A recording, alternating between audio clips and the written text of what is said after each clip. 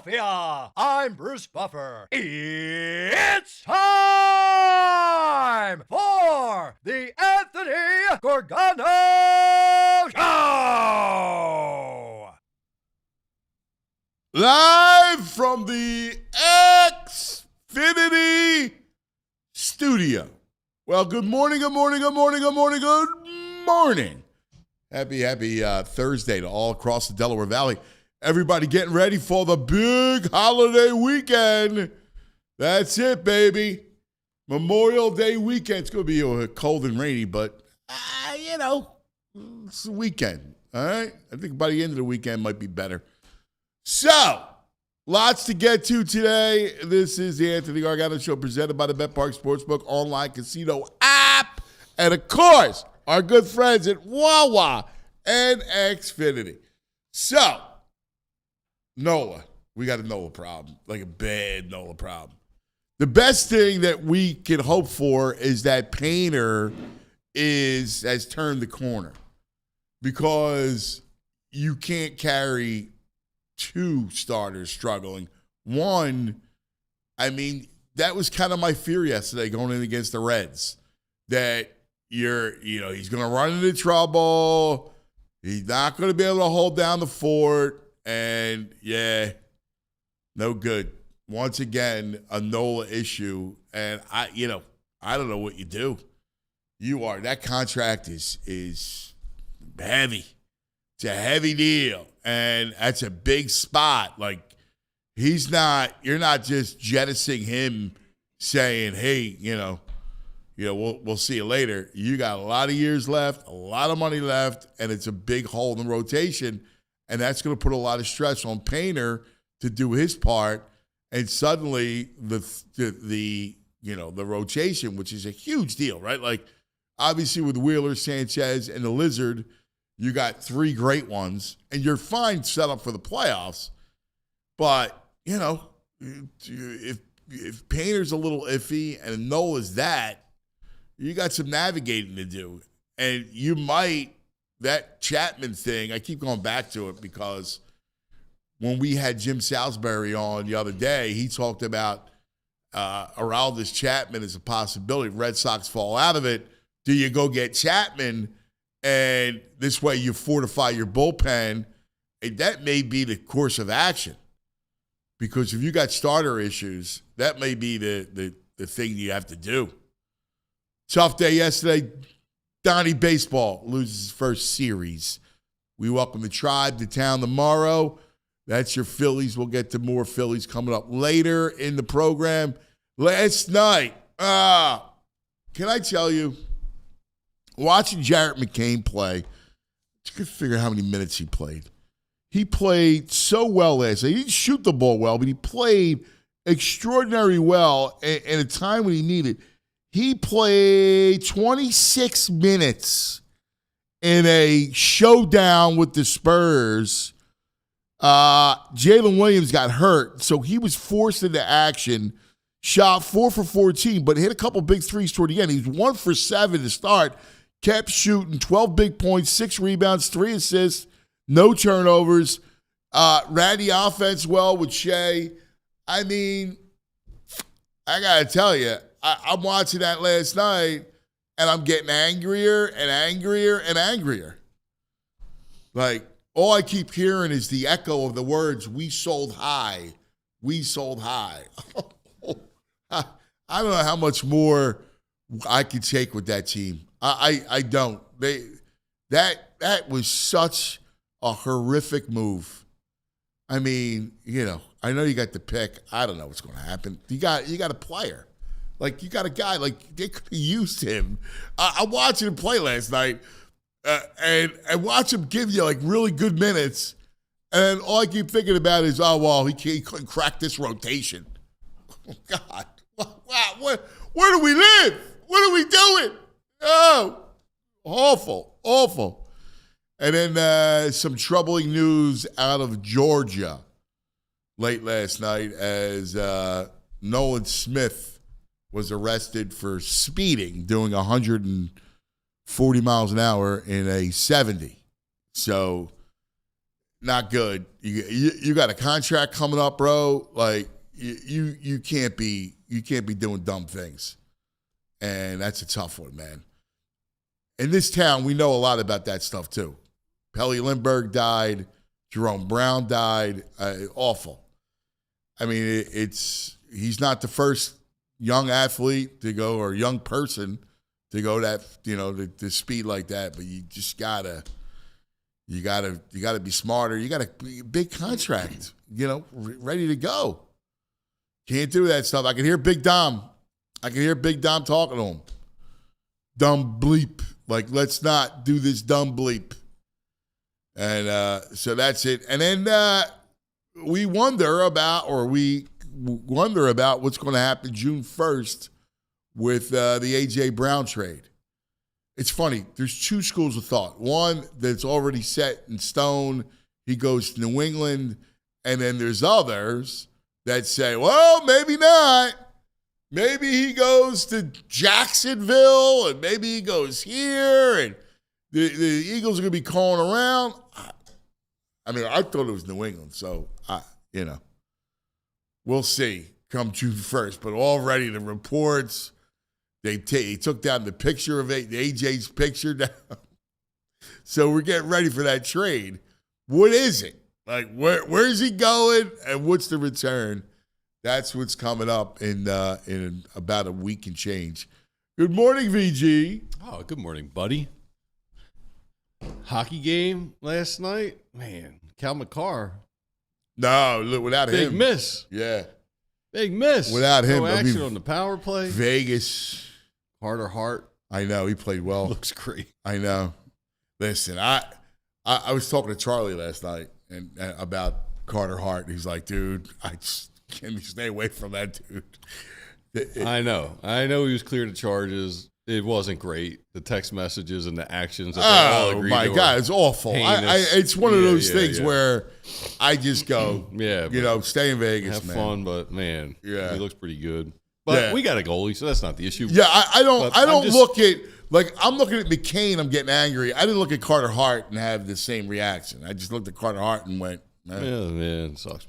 The thing I got out of the hockey game was you see how the Flyers struggle in the power play and generate some offense. And Avalanche, great team, but you take away that big stick from the blue line and changes everything. So it makes it imperative. It makes you even realize, man, this is what the Flyers are truly missing. Because even a great team, you take that away and they struggled a little bit to generate some offense. Yes, they did. Yeah, they struggled big time. Like, he's a big part of that offense. Yeah. Not just on the power play. No. Like, 5-on-5, like, he's so fast. Mm-hmm. He carries the puck over the blue line. Like, he'll get you in the zone. That's what they need. Like, they need somebody to get him in the zone. Get in the zone, and his shot finds a way to get on net. Where the guy last night, you saw a lot of shots getting stopped at the blue line. And Vegas is nasty, too. Like, they block. With Shea Theodore blocked 6 shots last night. 6 shots? 6. He's got to be just bruised up everywhere. It's funny. They did a whole thing on him. He blocks a lot of his shots with his stick. So he's one of these guys that gets great, like, he knows how to use his stick to block shots, which is interesting. It was funny. He's a sticksman. Yeah, I was looking at it. Let me see if it still was 6. 7. 7 blocks. I looked at it. That dude had 7 himself? 7 blocks. That's unbelievable. That's crazy. He also had 5 shots on goal. So he had 7 shots. I mean, he blocked 7 shots. That's nuts. They, as a team, McNabb had 3, Rasmus Anderson had 2, Hannafin had 1. I mean, they get in they get in your face, man. So let me ask, for the Flyers, what do you prioritize, defenseman or center? Center. Center? I still want to listen. You really need a 1C. Mm-hmm. You need both. Yeah. Like, you're 2 guys away from being a legitimate competitor. Yeah. Like, if they got, now again, they're 2 big pieces, so it's not like they're little pieces. 2 big pieces, but if you got those 2 big pieces, you're in a conversation. So you're prioritizing center over D. I mean, it's 1A, 1B. If I got the set, I may not be able to get the big Center 1C. seems hard to find. I guess it's going to have to be a trade. Yeah. Yeah. Like if I can get the big 1C, great. If Yeah. not, I got to worry about the defenseman is equally important. It's like, it's left and right hand, HoFlex24 says, between Hart and Tortorella, I'm hard-pressed to find a more dislikable team. I'm with you. The Tortorella thing is fascinating. Screw that guy. Right? Screw that guy. Shorts. He's always good for a year. It's a quick run. It's like a short period of time. Yeah, He's good. but you can win. They're winning. By next year, they're going to win that series. You said it earlier. You and I were on the elevator, and we were talking about it. And ESPN, before the game, PK picked Vegas. Oh, everybody. Steve Levy picked Vegas. Yeah. 3 to 4 guys picked Vegas, and Vegas is an underdog. I was like, what? They're crazy. Yeah, but with no McCarr. He'll come back in the series, we think, but Hopefully, yeah. But Vegas they're good. I mean, and I do like their light show and stuff in the beginning. I know. It's very Vegas. It's Vegas. I'm rooting Lance. Yeah, you have to. There's no way I'm rooting anything Tortorella. I can't stand Coach Tortorella. And I agree Coach with Tortorella, the dog rescue were great. The coach, but HoFlex is right. Tortorella Hart, nah. Yeah, how about Eddie Wright? Caddyshack is right. How about him costing him a second-round pick because he didn't do a press conference afterwards? That's legit. Well, it was funny because I was talking to Charlie about it, and Charlie's because Charlie's when you're a member of the hockey writers or baseball writers, that sort of thing is a big deal. You don't talk to us that's impacting our job. After a series clinching win. What do you mean you're not talking to us? Right. I'm glad the NHL came down hard and took away a pick. Yeah, the 100 G's is a lot, but he's a millionaire, multimillionaire. But the pick is a big deal. Yeah, no, I applaud the NHL for coming down that hard. I guess it wasn't the first time. No. They've been warned about it. Yeah. That's how he rolls. I mean, he does, man. He just doesn't care. No. He does not give a bleep. No. The only thing that's redeemable about him is his love of the dog. Yes, that's it. That's why I can't say he's a horrible person, because I know he has a soft spot for raising money for unsheltered dogs and unhoused dogs. Yeah, that's his lone redeeming quality. Yes. He gets to the pearly gates. They're like, he's like, wait, the dogs. All right, come on in. You bastard. So McCain, you watched him play last night. Would you trade a 1 and 3 2s for him? Dude. It is a pretty good haul. But I mean, his value's higher now than it was when he was with the Sixers. What's a good haul? I mean, the Sixers got a first round pick and 3 2s. 3 2s in the NBA is worth whatever's in your pocket. Which I don't think is a lot. Right. Just some lint. 3 2s, what's that do? Nothing. Yeah, some players. You get no players. Well, the Sixers don't, but other people get players. Nobody gets 2. I saw a good number 2 last night. Twos are a waste. Hartenstein's a nice 2. Stop. If they could get a Hartenstein at 22, I'll be happy. Listen, that's not a haul. That's not anywhere near a haul. I'm asking you. Would you trade that now for him? Yes. You would trade a 22nd pick? I'd redo the deal. I don't know. I'm looking at who's available at 22. I'm like, there's some bigs. There's some point guards. Whatever. Dude, how could you watch last night and go, that's a good trade? Well, it wasn't. If you put it in the context of how the Sixers need shooting and a ball handler. And a young player that's already a player. Yes. You know how hard it is? If you don't know the backstory. But here's the problem, man. First of all, 2s are worthless. So get that out of your head. 2s are worthless. 2s mean nothing in that league. You could buy 2s. Brunson's a 2? You buy 2s, dude. It doesn't work. I'm telling you. 2s don't matter. 22, I don't know what I'm getting in 22. You pick one guy out of 100 that are taken. All right, 22 in the NBA is not a lock to do anything. No, it's not a lock. Of course. It's not even anywhere close to it. I'm a gambler, though. I think I'd still take it.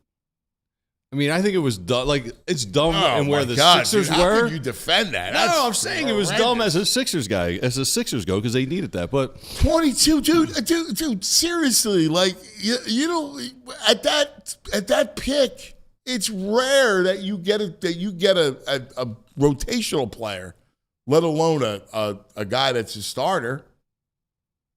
I have to see. I got to dig into the numbers to see what Forget about the numbers. What the success, what the hit rate is of a 22. Get the bleep out. If you pay attention to it, you know that the 22nd pick doesn't. Well, if I pay attention to the Sixers, doesn't yield anything. That's the truth, man. Come on. That's the truth. I'm watching McCain. I'm just getting aggravated because you know what's funny about him? He didn't shoot the ball well. Like the other night, he shot the ball really well. Yeah. He was 1 for 7 to start. He finished 4 for 14. He was 1 for 7 to start, and he didn't bat an eyelash. And he hit 2 big threes. He hit a big 3 at the end of the third quarter after he got his own. He got an offensive rebound, and then he hit another 3 when the Spurs were making a run. Yeah, he's fearless. He's a shooter. Smart, heavy player. And he played well in the floor game, like he's taking Isaiah Joe's job. All right, so here we go. You get a starter or role player 25 to 35% of the time at number 22. Good odds, man. Good odds? Yeah, one in every 4? Yeah. You get a rotational depth player 40% of the time. All right. Dude, I don't know what you look at, and then I don't. I mean, you watched. Did you watch that game last night? I watched the second half of the game last night. You saw him play well. I saw him. There was no Jalen Williams. I know, and they won. Yeah, that didn't irritate you? That they won, or that he's playing well? That he played well on the best team in the league. Yeah. I feel good for him. It doesn't irritate me. But I feel it irritates me. Yeah, I like the kid, so I feel good for him. But I keep going back to the thing. We sold high. That's the thing, because all right, and then you could have sold higher. And then I go, the guy they kept couldn't find it. Put him in a rotation. What's that say about Nick Nurse? That he couldn't bring him along? Yeah, a lot. We've got our issues with Nick Nurse. It says a lot he couldn't find a way to make him useful. And it wasn't that he's coming back from his injury, because it was 2 games later he's putting up like 18 with OKC. I mean, what are we doing? If you can't recognize any kind of talent, how to use a player, how am I supposed to feel confident? How am I supposed to feel confident in this whole organization? No. Well, first of all, if anyone feels confident in this organization, you need to Maury's here or not here. You got to be locked up for a little bit and go to some heavy therapy. I mean, it's terrible. It's just terrible. It's awful. And watching it just irritates you. Yeah. I wasn't irritated. I don't know why. I don't know. You're weird. Well, maybe the allergies got you. Irritable. I'm not irritable, except when I talk to you. No, you know what? I tease you. Here's my issue, man. I'm falling in love with some people in this draft. So that's the issue. Good for you. Give me some Jaden Quaintance out of Kentucky. Give me a big with some size, can move around a little bit. Dude, maybe you get lucky. All right. Hopefully you get lucky. Cross your fingers. But you got faith in this crowd? No. I don't know who the crowd is yet. I mean, whoever Bob Myers hires. And by the way, let's not forget that if Andrew Bogut, if his contract, he had that weird thing in his contract that negated the Curry trade. Remember, he was going to trade Curry. Yeah. And Andrew Bogut, because there was a snap, something with his contract, the trade never went through. Right. All right? Yeah. So, I know he's a genius. Oh, God. I hate him. I do. I hate them. I hate that team. They are the bane of my existence. Oh man! And luckily tonight I won't watch. You're not watching tonight? No. No. What are you doing? You got plans? No, There's no way you're just going to sit in the house tonight and not put the game on. No, I'm not. I don't believe it. I'm not. I'm taking a night off from sports. There's no baseball. I don't want to watch the Hurricanes. Hurricanes You're gonna watch the Hurricanes. No, I'm out. I don't believe it. I'm not watching. I only have interest Unless in you the West. tell me you have plans. Unless you tell me you're going to the movies. No, I'm not going to. Then I would believe it. No, I'm There's not. no way you sit in the house and do. I'm not. I'll write, watch the show, watch the movie. I catch up. TV Todd. I'm not watching the East. I hate Cleveland and the Knicks. Hate the Knicks. Yeah. So I don't you want to hate watch that game? No, I don't want to hate watch. And I'm not watching. So I hate the Knicks. I root against them, and I'm not watching the Canes. They're going to win. They're going to sweep that team. Win in 5. Why? They may get 6 shots a game, the Canadians. That game's going to be so boring. Yeah. I know. The Canadians actually won a game where they had like 11 shots. Right. Yeah, they're going to put up like 6 shots. Yeah. Yeah. Do nothing. Yeah. Come on, you like a good defensive battle in football? No. You don't want to see a good defensive game? No. I don't. Nola problem, buddy. Hey, stinks. I mean, it's a major issue. Is it an issue that your 5 in the rotation stinks? It is if Painter's your 4 and you don't know how long you can count on him. The Painters are 4. Yeah. He's pitched well the last 2 starts. Yeah. Pitched better. Uh-huh. You're going to enter territory with him as a 4th starter where he's going to be throwing innings like he's never seen before. Yeah. We've waited long enough. We've heard about him. He's the phenom. Let's go. Asking him to be a 4? He's a top 20 prospect in baseball. Asking him to be a 4? I mean, you know how they treat young pitchers. Yeah. And B, how young pitchers are once they get into that inning territory. Let me ask you, what young pitcher are you more excited about? Painter or Wood? Well, Gage Wood's. Now, I know he's going to be, but I'm saying going into next year, who would you be more excited about? I got to see more out of Painter. I'm hoping it's Painter. Yeah, you're more excited out of Wood. Well, I love Gage Wood because I love his way. I'm glad you caught yourself there. And I love. Shut up. And I saw you think for a second. And I love the fact he throws fire. Yeah. Right. Yeah. So, but Painter, Painter should be very good. He should be. Yeah, he should be. We were hyped him up. He should be an all-star. You know. Yeah. But he's not. You know, I was just happy that I saw him pitch to contact. He pitched fearless the last 2 starts.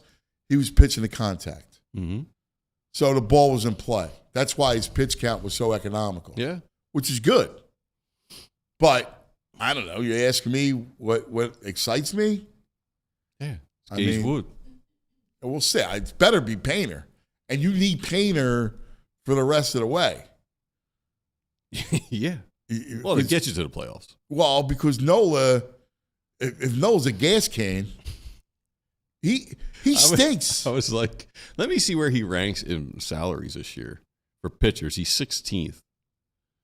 So Crochet makes more than him, but then he's above Luis Castillo, Gaussman, Logan Webb, Framber Valdez. He makes more than Imanaga, Brandon Woodruff. Yeah, it's a problem. It's a huge problem. All those people are going to get raises. Right. This contract's going to even out in a couple years. But he's being paid as Nick Pavetta's making $20.5 million. He's being paid as a 2. That's the problem. All right. Lots to get to today. Dude, Nolan Smith. Yeah, not good. I mean, well, that's how he plays football, like he drives, I guess. Aggressive, crazy. Like 140. Can I ask you, maybe it's me, I never have an interest in going 140 miles per hour, but why do cars go that fast? There's nowhere, I mean, if you're in Germany and the Autobahn, yeah, but why do we need cars that go 140 miles per hour? What's the purpose? I don't know. Should be a governor on it. 100 miles per hour. If you're not satisfied going 100 miles per hour, all right. I mean, I don't know. I don't know what to tell you. Some people like speed. Where can you do it, though? You can't do it anywhere legally. From Vegas to California. What, the speed limit? There's no speed limit? No. What? From Vegas to California, it's like you can just go. Are you for real? Get out of here. Yes. Get out of here. No, it is known. I'm going to have to source that during the break. No, it's Vegas to California. Like what? Route 66 is whatever the Autobahn? whatever the highway is, you can fly. That's legal. A lot of holes in the desert. Yeah. All right, lots to get to. Our buddy Pat McLoone, the editor, coming up for the headlines. E.J. Smith a little bit later, and Bobby Farrelly from the Farrelly Brothers is going to join us at 11:15. Can you imagine he and his brother Peter shaped a whole generation. Oh, movies. I'm a huge fan of Kingpin. Let's say that. It's one of my favorite sports movies of all time. Dumb and Dumber. Something About Mary. Yeah. I mean, Shallow Hal. Stuck on You. I mean, it's unbelievable. And when did I send you the list of actors that he's worked with? Oh yeah, it's incredible. So Bobby's going to join. He's a great sports guy.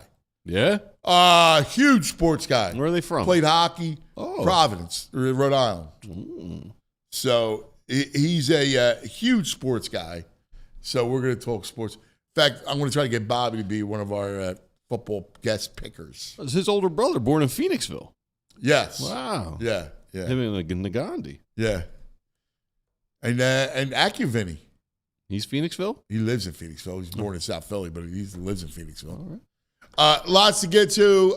We're just getting started on a rainy Thursday, getting ready for a holiday weekend. Ugh, the weather's terrible for the weekend. It's all right. Whatever. It's a weekend. Drinking weather. People be down the shore drinking. It's a lot of money to go get a place down the shore. Like, there's like 3 G's for a weekend. I know. Drink, go to a movie. I know. Well, they're not going to the movies. Lots to do. Let's get started. Talk about our friends. Let's talk about the BetPark Sportsbook online casino app. Here we go. Make your downtime fun town this holiday weekend. Download the BetPark's online sportsbook and casino right now. Blackjack, roulette, craps, hundreds of online slots like Huff and Puff, and many more. Live bet the Phillies all weekend against this big series against Cleveland tomorrow night. The only casino and sportsbook that we'll ever recommend. You get bet on all the props, all the playoffs. Great offer for new online casino users. Join me now. Get up to $500 bonus back in your first 24 hours. Plus, get 250 bonus spins on the hot soccer-themed game, Gold Trio Soccer. There it is, the BetPark Sportsbook online casino app. Always another way to win. You got to be 21. New Jersey, Michigan, Maryland. New Year's only. T's and C's apply. Details, betparks.com. Gambling problem, call 1-800-GAMBLER. Now let's talk about Xfinity and the Xfinity 5-year price guarantee. What if you can have reliable and intelligent Wi-Fi and you can keep it the same price for 5 years? Imagine Wi-Fi that makes everything in your home work together, that finds and fixes problems before you even notice them. Like super intelligent Wi-Fi with a sixth sense. Lets you stream the game even when the whole family's online. All your devices working in perfect harmony for 5 whole years. Best part, no annual contracts, no hidden fees. Xfinity's best equipment included. Take it from me. A lot changes in 5 years. All right, but your Wi-Fi should stay reliable and the price should stay put. Lock in your price. Unlock the possibilities with Xfinity. You can learn more at Xfinity.com. Xfinity, imagine that. Select plans only. Restrictions apply. All right. Time now. Extra. Read all about it. Let's go to our man, the editor, on the Xfinity mobile call-in line. Extra, read all about it. This just in, ladies and gentlemen, and all the ships at sea. It's time for headlines from the editor's desk with Pat McLoone. Good morning, Pat. Good morning, boys. How are you? Let me say something out of the gate. Been around a while. Been around sports. Been around office settings. Worked as a manager for a lot of years. So I've heard a couple excuses why people need the day off. And they're almost legitimate. But the great thing about being around a long time is eventually you hear something different. So yesterday, that Eagles pod at PHLY, they probably had to go with Bo and Fran Duffy because my good friend and a guest later in the show, EJ Smith, made a call in and said, "Hey guys, I need Wednesday." And they say, "Why do you need Wednesday?" And EJ says, "Well, Grandmom's having a bridge named after her."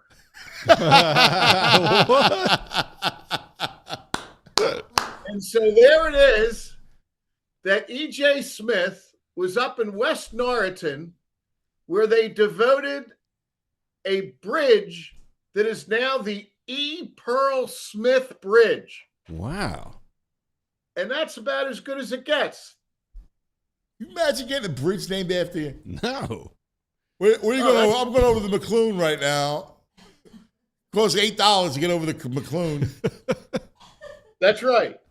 Yeah, the Smith is a little generic, but there was nothing generic about E. Pearl Smith's life. She was a great civil rights advocate, on the school board up in Norristown for many years.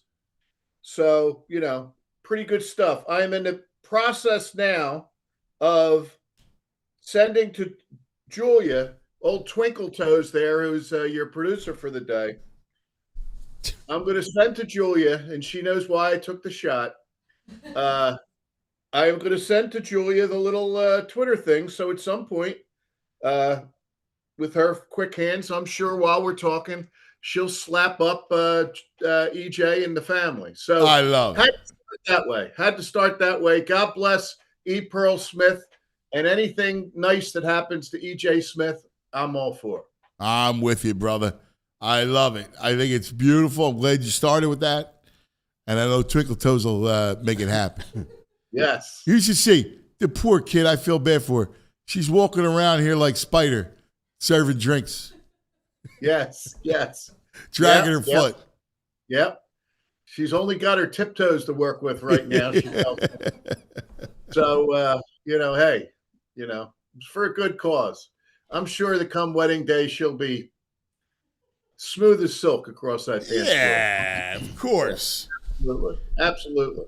Let me ask you, before you get started with the headlines, do you get irritated watching the playoffs? Like watching McCain last night.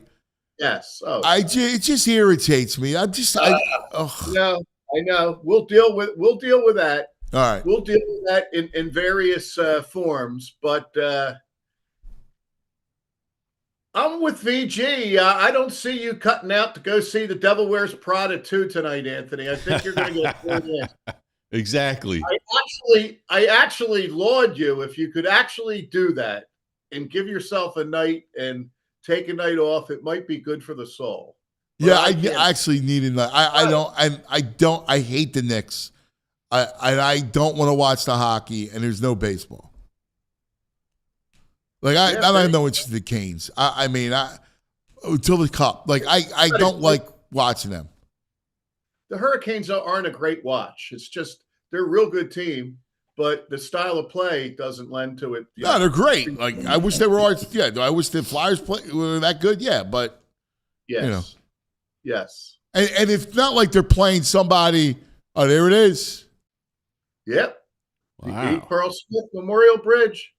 Look at that. When you're cruising over there. That's pretty awesome. Yep. And here's the money shot last. There's the great Smith family. There they go. Hey. Oh, yep. Methacton's own EJ Smith in the background. That's quality content right there. That's great. That's beautiful. Love it. So EJ will be well rested when he talks to you today. Yeah. And he'll be happy for grandma. Yep. Can I trot 5 out at you? Please do. And you do it. You be in control. Well, here we go. Not that there wasn't anything going on this week, but it was just a little different. Therefore, the topics are different. We have Eagles, we have Phillies, we have the Foreign Legion, and we have Monday and Tuesday. So I'm going to trot it out that way. I'm going to go with Monday. And our headline is One Night's Delight. And it kind of plays into exactly what we're talking about tonight, Anthony. Sometimes you just go home. It's Monday. It's the beginning of the week. And you'll slap on what's on TV. And that's when things got very interesting and exciting. So on Monday, I dig in. Phillies relievers are giving up a homer here or there. Watching a tight Phillies game. They swept the Buccos. And then here we go. Bryson Stott goes deep. And you get a very exciting Phillies win. So you're enjoying that. You kick over. Whoa, wait a minute. What do I see on my phone? We have a game 7 in overtime. Oh, now you're talking. Yeah. So nothing's better than that. And that's not my first watch. But what's better than a game 7 overtime between two teams? No rooting interest, but nothing against either squad. I would like to see the Canadians advance. I would definitely like to see the Sabres advance. So you're watching that, and then it's exciting stuff, and the Canadians pull it off. So you're way ahead at this point. You're way ahead. You had a great night. So you want to wind down. You kick it over to the NBA playoffs.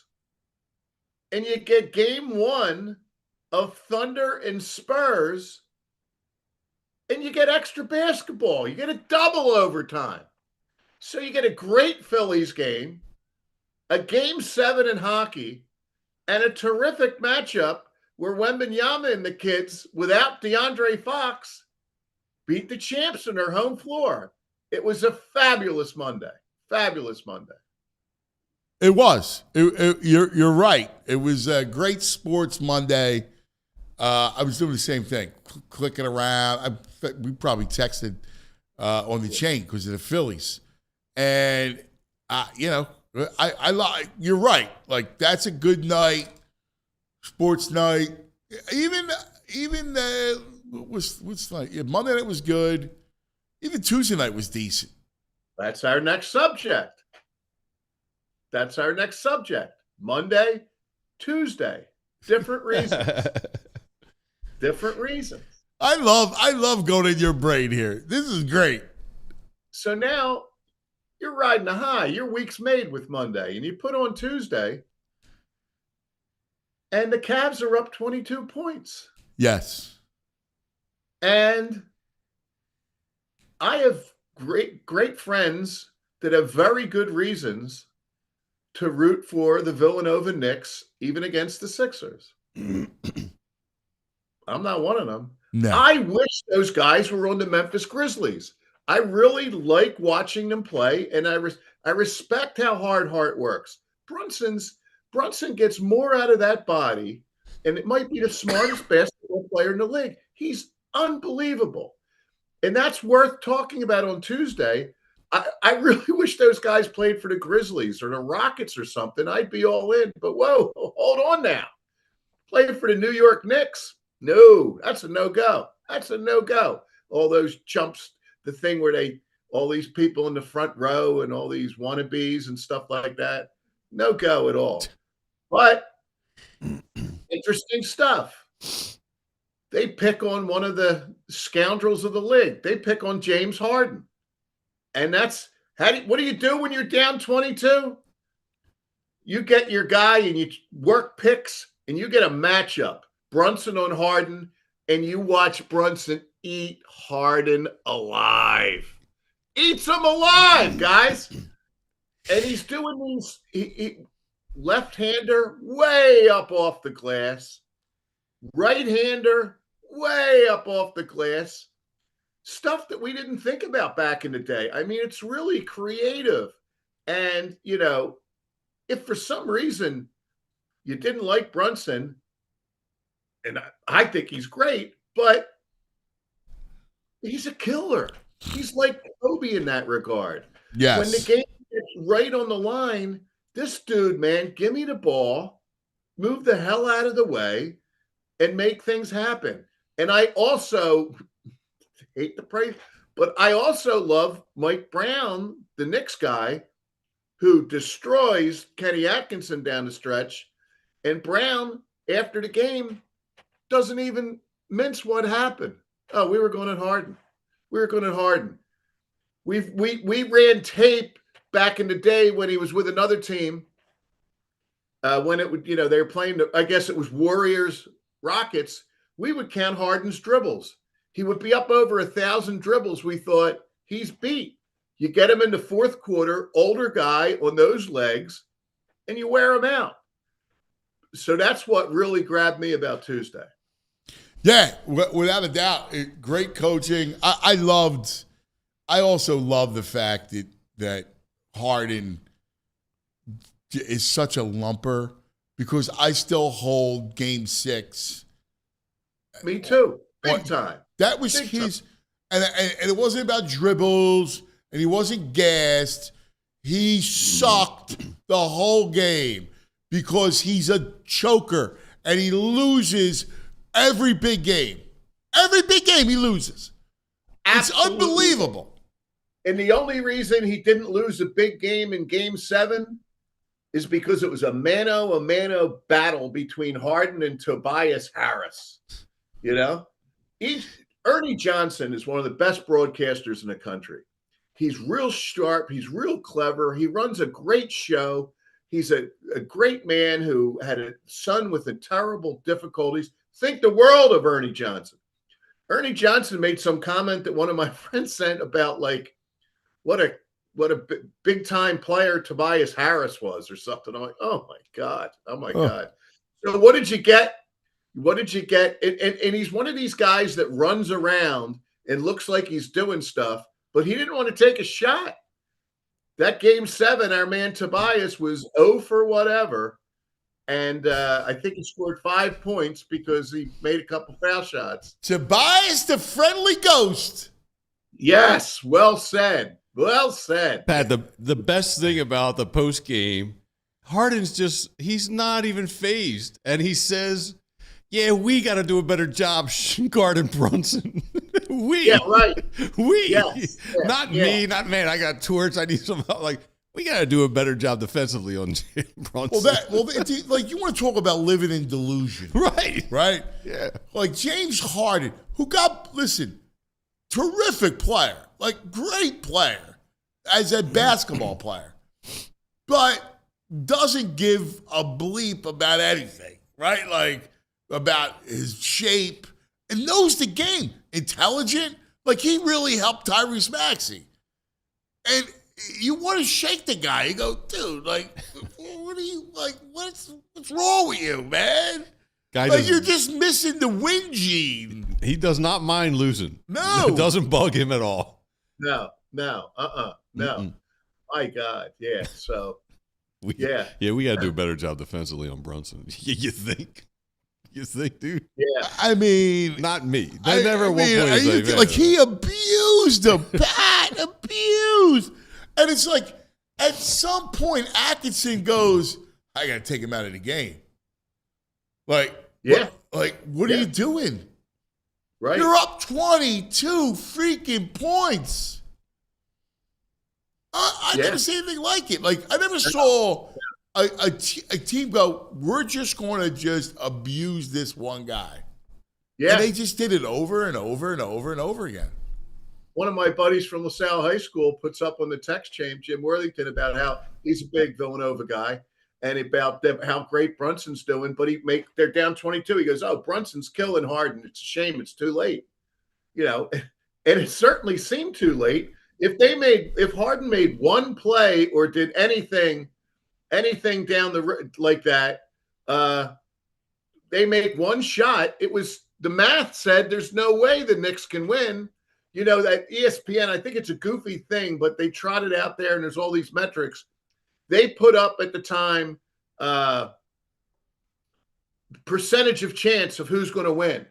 And with 7 minutes and change left, and here's where I think they're flawed because stuff happens. They said that the Cavs had a 99.9% chance of winning that game. And it sure seemed that way. You know, 99.9. Wow. Yeah, it was like a 0.01% of winning. It was insane. Well, that's where the numbers don't know. The heart is on the other side. Right. That's right. Yes. That's right. Let me ask you. Did you see last night? Oh yeah. Oh yeah. Why, when the Spurs need a bucket, why are you going away from Wemby?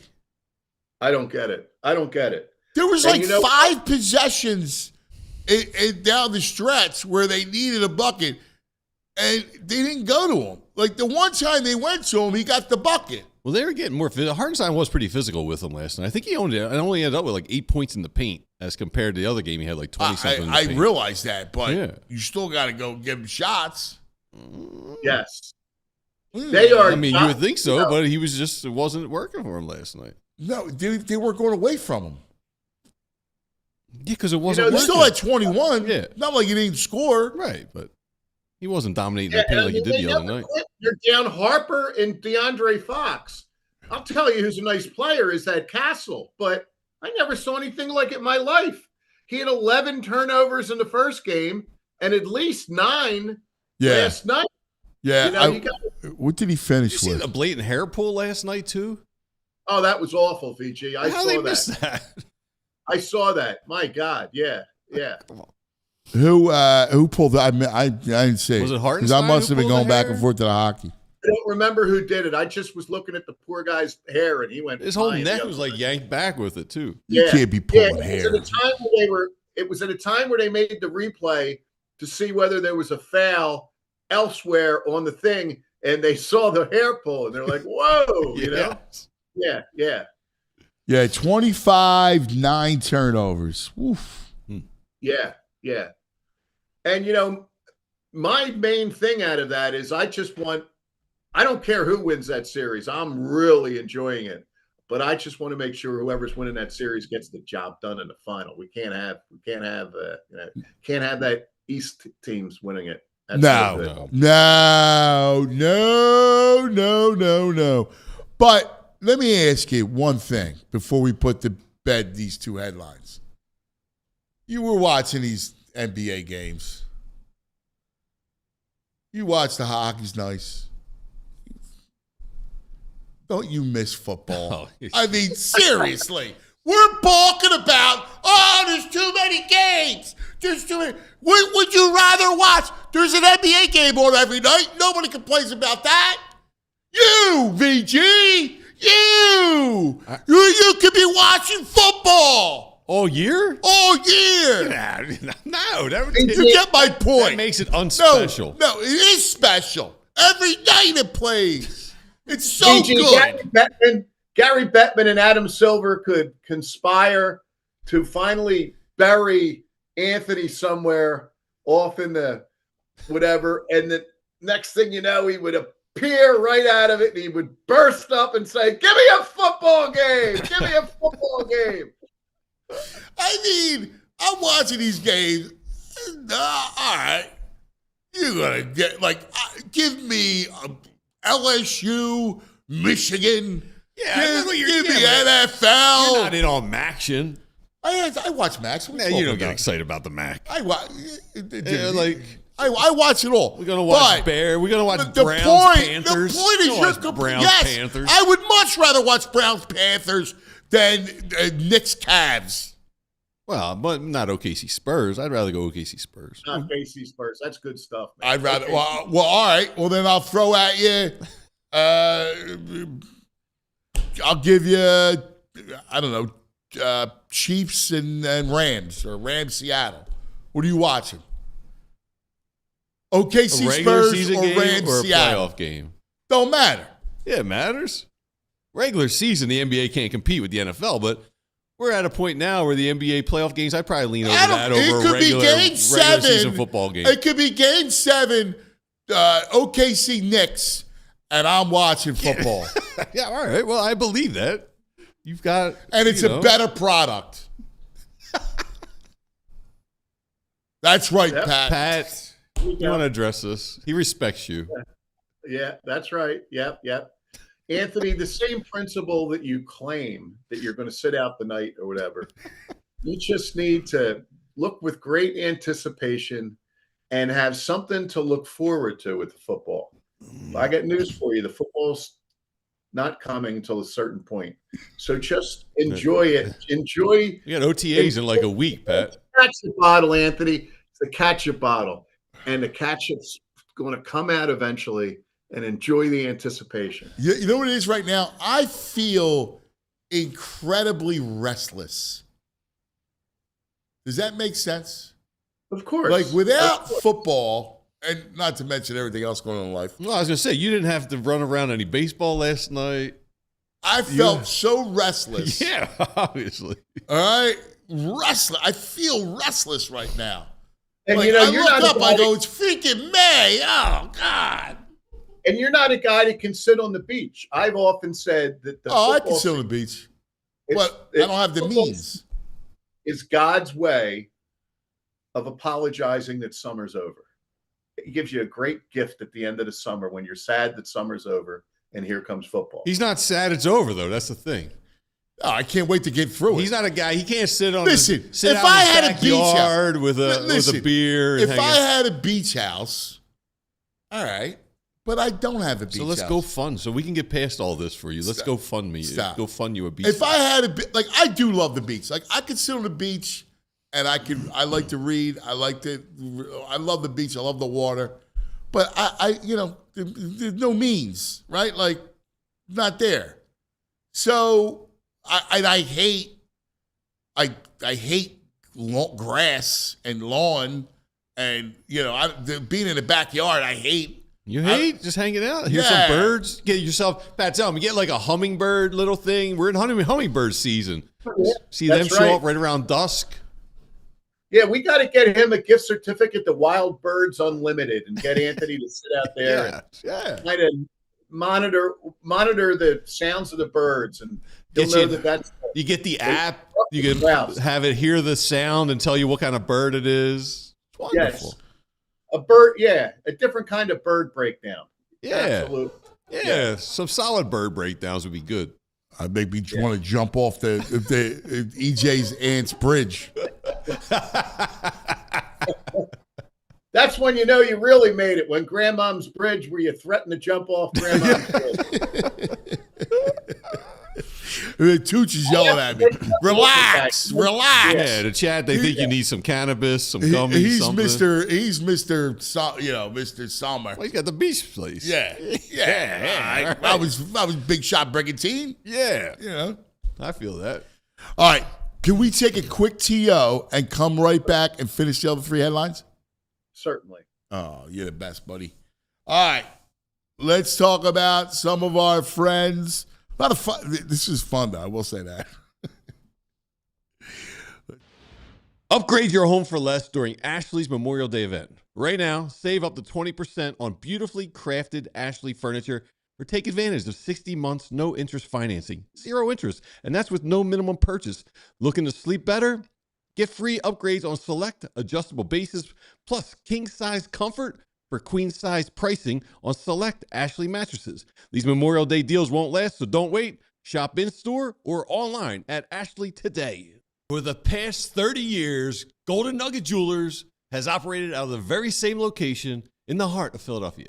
Customers from across Pennsylvania, New Jersey, even Baltimore, New York City have come to Golden Nugget Jewelers to find that perfect engagement ring, wedding band, or gift.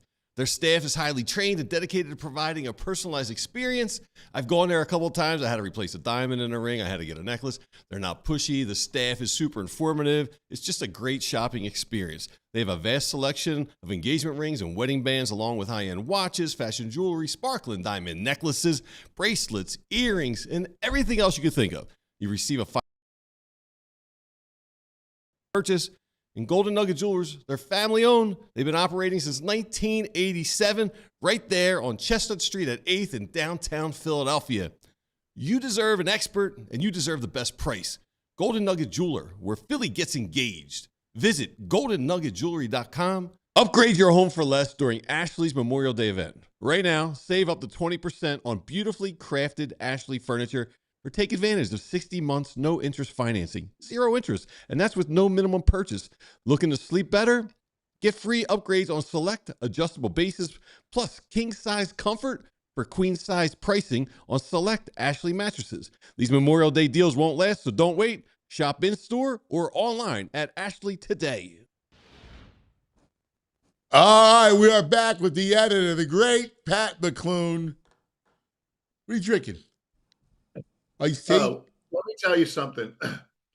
If the health organizations in the country come out and say that drinking Dunkin' Donuts or Gold Peak unsweetened iced tea causes something bad, I won't make it till the end of the week. You go lemon, peach, unsweetened? Nope, nothing. Just totally unsweetened, no calories, flat out. I don't drink coffee, so that's my caffeine. When I went to Italy, I was worried about that, Anthony. So I actually took tea bags with me, and I would put a tea bag in my Woodard thing when we were going in the heat and the wonders of Italy, and I got my caffeine fix that way. Wow. So that's what you got to do. Let me ask you. I'm surprised. Like, you just never developed a taste for coffee, because a lot of the old school media guys. Oh yeah, always I'm had an the anomaly that way. I'm a goofball. I'm a goofball to this point. I've never had a sip of coffee, and I want to keep my Whoa. streak. I want to keep my streak alive. How do you know if you don't like it or not? Never. Fair point. Fair point. I don't know, and I never will know. And I Wow, he's anti-coffee. never had a I'm puff taking of a a hard cigarette. So I don't know how enjoyable that is or not. Well, that's good. That's good that you didn't do that. I guess, as you know, I'm far from the picture of health, but I have those two things going for Let me. me ask you, Pat, because I'm a teetotaler, but I've been struggling the last couple of weeks. I'm getting a little indigestion, acid reflux from all the tea. And they told me I had to get all the tannins in the tea, and with the caffeine screwing me up, I got chamomile today. There you go. It hits everybody. Hits everybody differently. All I do is try to turn it off before dinner time. Can't be drinking it too late at night. I don't even understand it. I'll drink like 4-shot coffee at 10 o'clock at night. Yeah, you're like a weird and a maniac. Come on. You just realizing this? You stay up all night. Wait, he's like, I drink 10 o'clock at night. You stay up till like 2 or 3 o'clock. Why is that, buddy? Maybe it's the caffeine at 10 o'clock. How about you dial it back to 4 o'clock? You'd probably be in bed by 11:30. Nice and easy.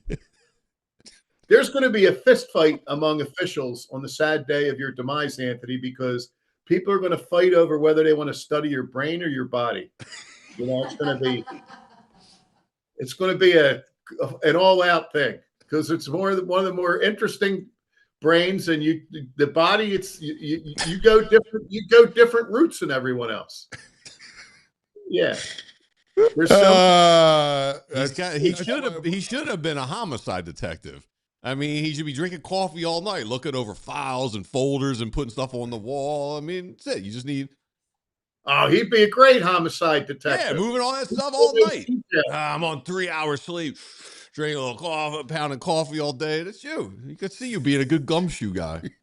We're going to get Anthony Working with the a South guest. Philly district. Get a guest spot for Anthony on one of those British TV shows, and then Julia will be fall out of her chair one night when she turns one on. She sees Anthony. BritBox. By the way, speaking of BritBox, great show. I just watched. TV Todd talked about it on Netflix. Oh, it's a Legends? British show. It's called Legends. Yeah. Oh, I got it written down there. And Julia and I have been doing a little talking. I'm finishing one off now, and I'm going to move to Legends. You like it, Anthony? I'm 2 in. I love it. It's great. Steve Coogan's in it. I'm a big Steve Coogan fan. Oh yeah. That's quality. Yeah. Yeah. It's funny. It's funny with the British shows, because I've been watching them since COVID. I have a list of 49 of them. But it's funny because the community of British actors is so much smaller than the American community. And so you wind up seeing the same people. Yes. And my point, I'll stack my wife up against anyone in the world to say she'll come out and say, oh, yeah, she had that bit part in that show. And we watched it like 10 years ago, and she's right every time. Every time. Yeah. Pat, you ever watch Shetland? Absolutely. Absolutely. Craziest show ever. It's a Scottish Top island, population like 200. There's someone dead every week. Yeah, that's the thing. You got to suspend belief in those Scotland things because it's a little quaint town of population 89, but they still manage to have somebody bump off in the middle of town every week. Yeah. Every week there's a murder. Suspicious circumstance. And it's different people. It's not the same murderer every week. That's right. Yeah. That's right. You would think at some point after 2 seasons, they run out of bodies and murderers. And There's actors. just the detectives left. That's right. That's right. Anthony's checked out on us, so let's bring it back to sports. No, here's why. No, I love it. No, Kevin was like the Jules didn't send the link, but he told me he's doing Sports Center from the Garden. He goes, I don't know. I said, are you good tomorrow? And he's like, I don't know. He goes, it's going to be tight. I'm doing Sports Center. I was like, well, all right. Well, then go for it. So I'm just answering it back. There you go. Now, listen, I'll move on to the third category, and that umbrella is Foreign Legion. And our headline there is goat grazing, okay? Because I want to go over 2 people that in the European ranks are the goats, in the Eurasian ranks, I should say, the goats of what they do. And that is, I wanted to talk a little Wemby, and I wanted to talk a little Ohtani. Okay. I love this. That Yeah. is such a great, because I was talking about Wemby and I brought up Ohtani. Yeah. They're both the parallels are there. We're blessed. We're blessed that we live in an era with the 2 of them. Now, it's not a Netflix thing, but I'm going to throw a story at you, Anthony, which you'll enjoy and admire. I would tell everyone listening to turn their attention to try to get the stuff that was on ESPN's site yesterday. Ramona Shelbourne deserves a lot of praise. She did a fabulous piece on Wembyama. And what she did is she tracked down Master Yunnan and talked about Wembyama in the off season going to the temple. Yeah. I got pictures of that as a nug. He's hanging out with he's hanging out with the Shaolin monks like Wu-Tang. And Pat The Shaolin monks. And it's unbelievable.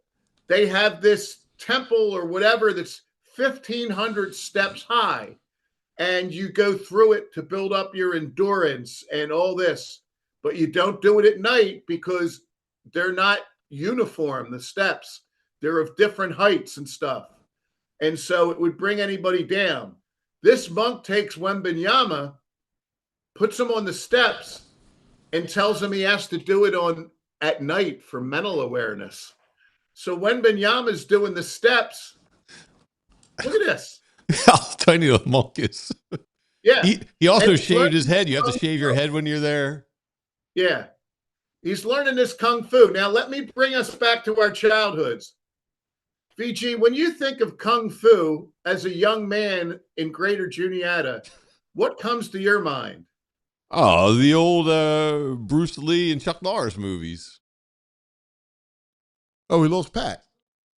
Wasn't there a show, Kung Fu? Well, they had the shows. Yes. There was a show, Kung Fu, with David Carradine, and then they would show the dubbed Kung Fu. UHF channel would show the dubbed Kung Fu movies. We used to always do this with our friends to tick them off. The kung fu thing, what he would do is he would go. He would address the guy as grasshopper. Yes. Snatch the pebble from my hand. And they would go after it. I do this to my grandkids. Snatch the pebble from my hand. And but this stuff with Wembyama, he fascinates me, Anthony. He's 22. He had 41 and 24 that first game. Yeah. He played the entire second half yesterday, which I don't think was really particularly smart by the coach. They're on a 3-on-1 break, and he's running in the middle. They flip him. I wouldn't do it, but they flipped him the ball, and he kept things moving. He's really, really something to watch. And you and I last talked about Wemby at the All-Star break because we had to admit that format was pretty good. And I loved Wemby was pissed off they lost. He wants to win this guy. He wants to win. And they're throwing all these bodies at him and they're leaning at him. He doesn't look the least bit phased. He is going to be a fascinating thing to watch. Oh, you're so right. Did you see the play last night where, like, he just throws the ball up to the backboard. Yes. Because he knows he's going to get his rebound. Yes. And his arm, I mean, the wingspan is like a pterodactyl, right? Like, he's all the way back here, grabbing the ball. He's almost perpendicular and comes back and somehow stuffs it in. I'm like, what the? Unbelievable. And he did another one where he made a real good move in the right. Real good move in the right. Couldn't finish. Goes under the backboard, reaches back, and boom, taps it in with his left hand on the flyby. It's just fascinating. Pat, I mentioned this the other day, but through his first 150 games, he's got more rebounds than Charles Barkley had. He's got more three-pointers hit than Curry did, and he's got more blocks than Hakeem Olajuwon had. It's just he does everything. And did you see the video of, maybe it was like the World Championships under 18, where he was going up against Chet Holmgren, and Chet won the MVP, even though Wemby kind of outplayed him. And they're saying he's motivated this series because going back to that tournament, he's still irritated that Chet won the MVP. Yeah. Holmgren's a nice player, but there's a lot of times that you don't even know he's on the floor. Yes. He disappears a lot. I can't take my eyes off of Wembanyama. No. He's pulling up logo threes. He's doing spin moves, dribbling the ball. He's nuts. That first game when they needed a big bucket and he just pulled up at the logo. And that was crazy. That was insane. Yes. Yeah. How about, like, they're running pick and pop plays. Like, it's insane for him. Yes. Like, they're at the top of the key running those screens. It's the weirdest thing. Like, because it's not like he's Joel, who looks in proportion. Yeah, right? yeah.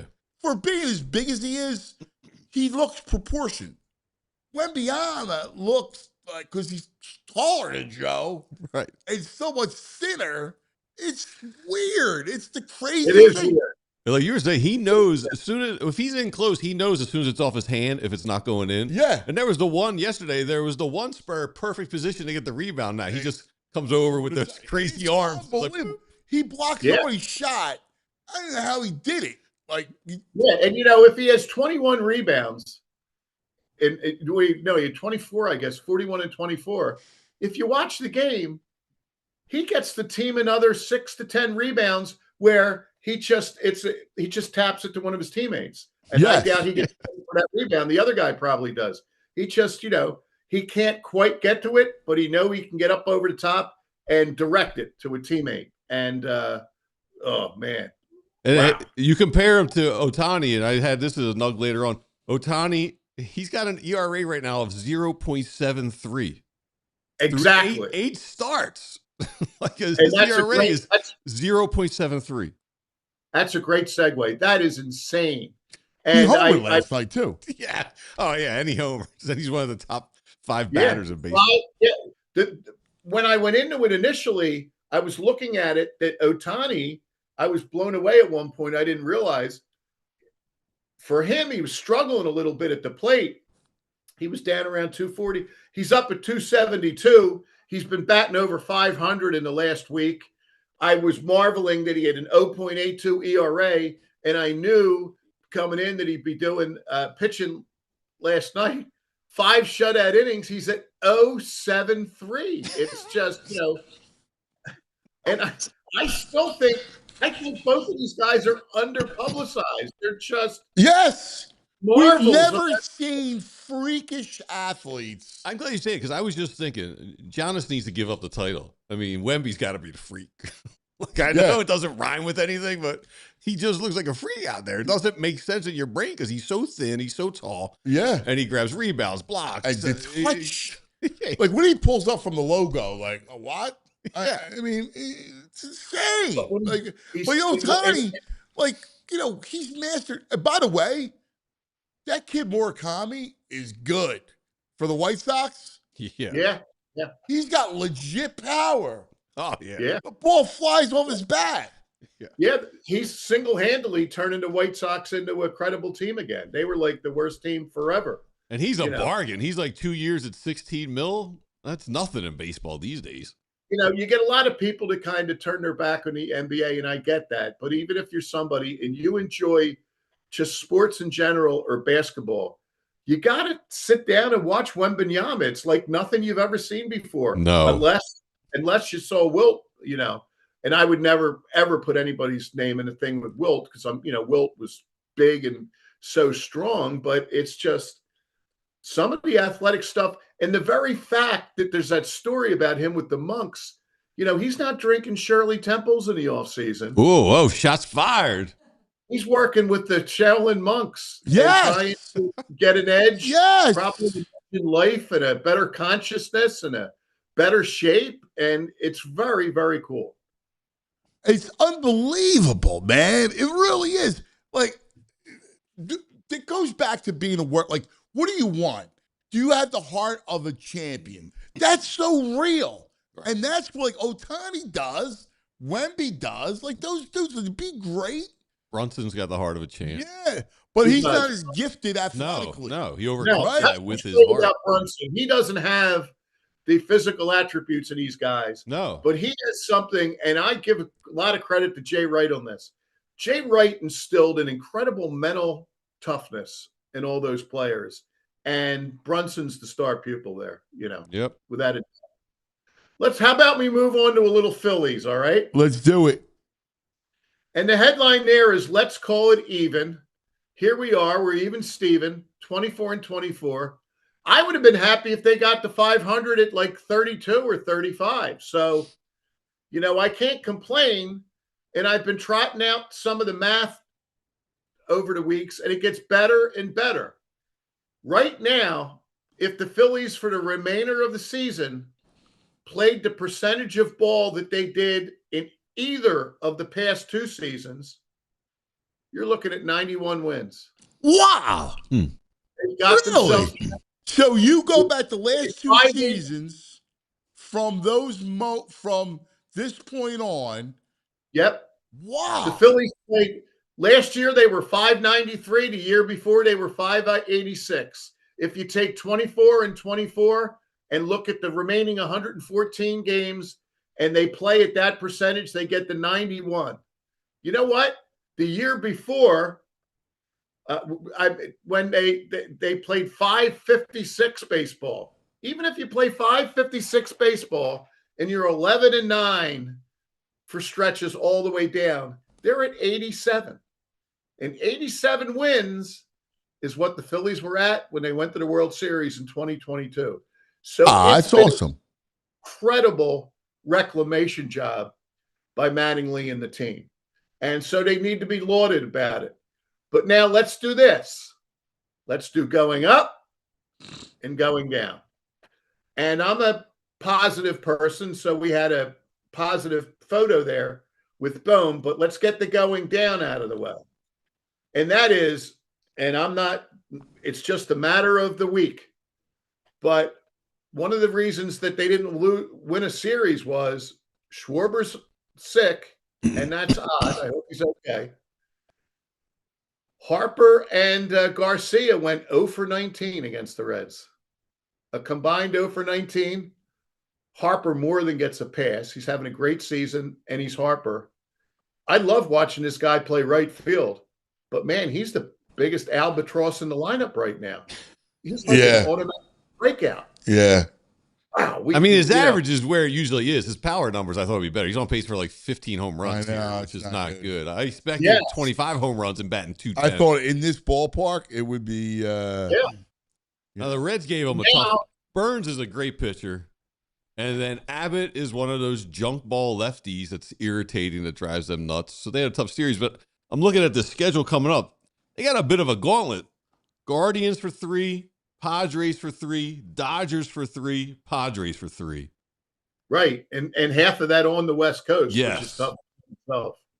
Without a doubt. I mean, if they go 500 there, I'm pretty happy, I think. And the other thing is the obvious. My God. Nola's killing them, man. I mean, my God. We were just talking about. But he's your 5th starter, Pat. But here's the starter problem. stinks. He's your 5th starter with a 4th starter who can go either way. I mean, we expect he should go the right way. He's Andrew Painter. He's got a pedigree. He doesn't have a pedigree. That's the problem. He's got the he's not. He's the not had the pedigree. Not in the majors. Since the shoulder, since the elbow injury. Right. So you Guys, can't tell me he's a lock. I don't know. I think expecting him to be a serviceable 4 is not crazy. Again, with a guy that's going to have it be on a pitch count, be on an innings count. Yeah. There are 77 pitchers who have enough innings to qualify. And of those 77, Nola is 76th with a 6.04 ERA. Wait, do you know who's 77th? That was a big editing thing with me, VJ. If somebody ever wrote that he is the second most and that next sentence didn't say who was first, I'd always say, look that up. That's going in there. And so that exact editing thinking led me to believe that I might trot that out. And my friend VG may say, well, who's 77th? 77th is a guy named Tyler Malley, M-A-L-L-E. Oh, yeah, he pitched yesterday. With the Giants. Yeah, he pitched yesterday. He got rocked. Yeah. Anthony, 6.04. That's the kind of ERA you have after your 3rd start when you get roughed up once and you're bringing it down. He's close. We're just trying to get him under 6 would be an improvement. He's so close. He's at 0.04 away. Get him high 5s will be good. Yeah. Yeah. Meanwhile, though, because I get accused at home of dumping on him too much, Bowman Stott, that's going up. And, Bohm, God bless him, his last 10, he's hitting 368. He's got an 11-game hit streak. You can make some things happen if he's at least hitting line drives and stuff. Got some dingers. He's your 4-hitter. Boy, that's why I don't would know you say about that, but I just like having. I don't know, Pat. Of the 3, now like Marsh is hitting the cover off the ball, right? Like that's got to even out. Yes, but the guy that I think, at least between Bowman and Stott, I think Stott's real. Like I think Stott. Like if I had to go, which one's not a problem going forward? It's Stott. Yeah, I mean, Bohm's giving you years where he hits 275, 280. He hasn't done that in a long time. And they won a close game on that. Bohm made 2 fabulous plays in the 9th inning, in flashing some leather. Stott's one of the best fielders in the league. Whatever Stott's doing, you're not seeing that inside pitch where at the end of the bat he's on his knee. Schwarber can hit a ball out like that on his knee, but Stott can't. So they've kind of steadied that. There's certain pitches Stott can't get to. So don't go after them. And when he's disciplined like that, he can be really good. And again, going back to our Monday, where all of a sudden a great sports night broke out. It started with Stott and winning the game for him. So, I like Stott. Bohm, I just don't have any I don't have any faith in Bohm. Bohm has hit 280, 274, 280, and last year he hit 287. So that's a major league hitter. He's got no power numbers, but I mean, what does that do for him? This year he's got some power actually popping around. Yeah, I don't believe in it. Well, I think the fact that he's not an automatic out is just a big plus for them. So I agree. All good stuff there. And Anthony, since it's it's a day that ends in Y, and it's one of the 12 months, we got to end with the Eagles, because this is the Anthony Gargano show. So we have to We have to have football on May 21st.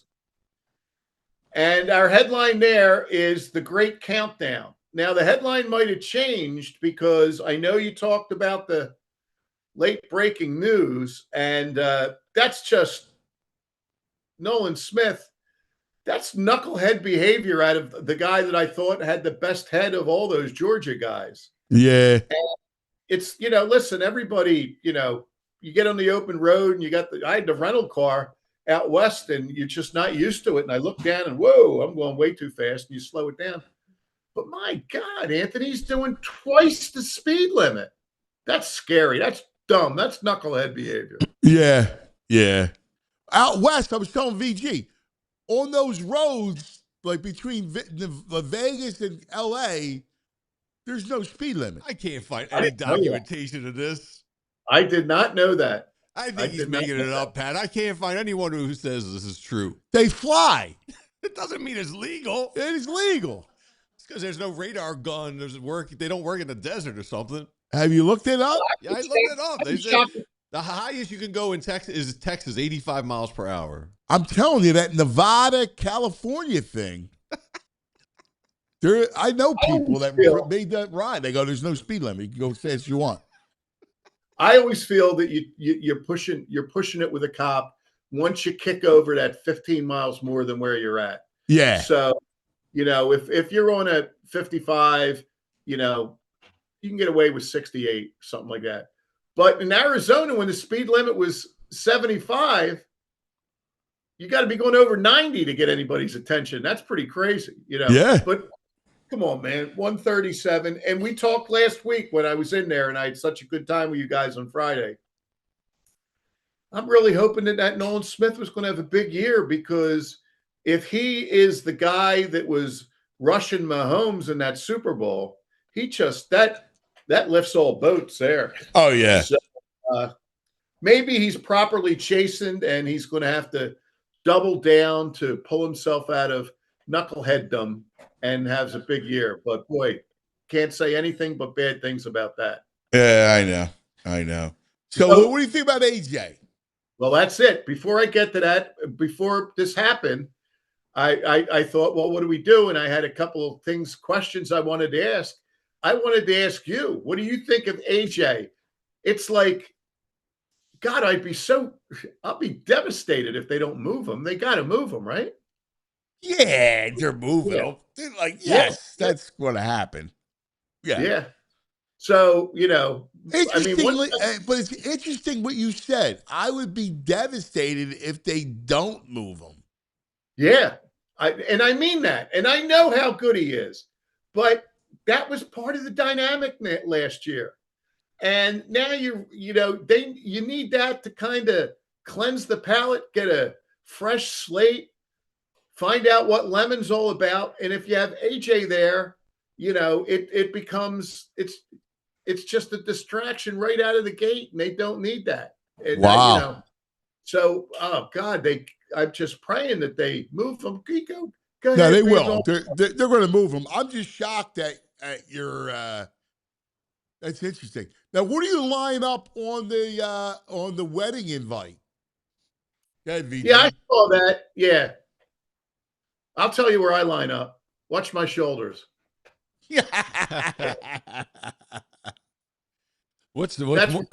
Are you squarely team Jalen in the Jalen AJ beef? 104%. Wow. That shocks me. Yes. Yeah.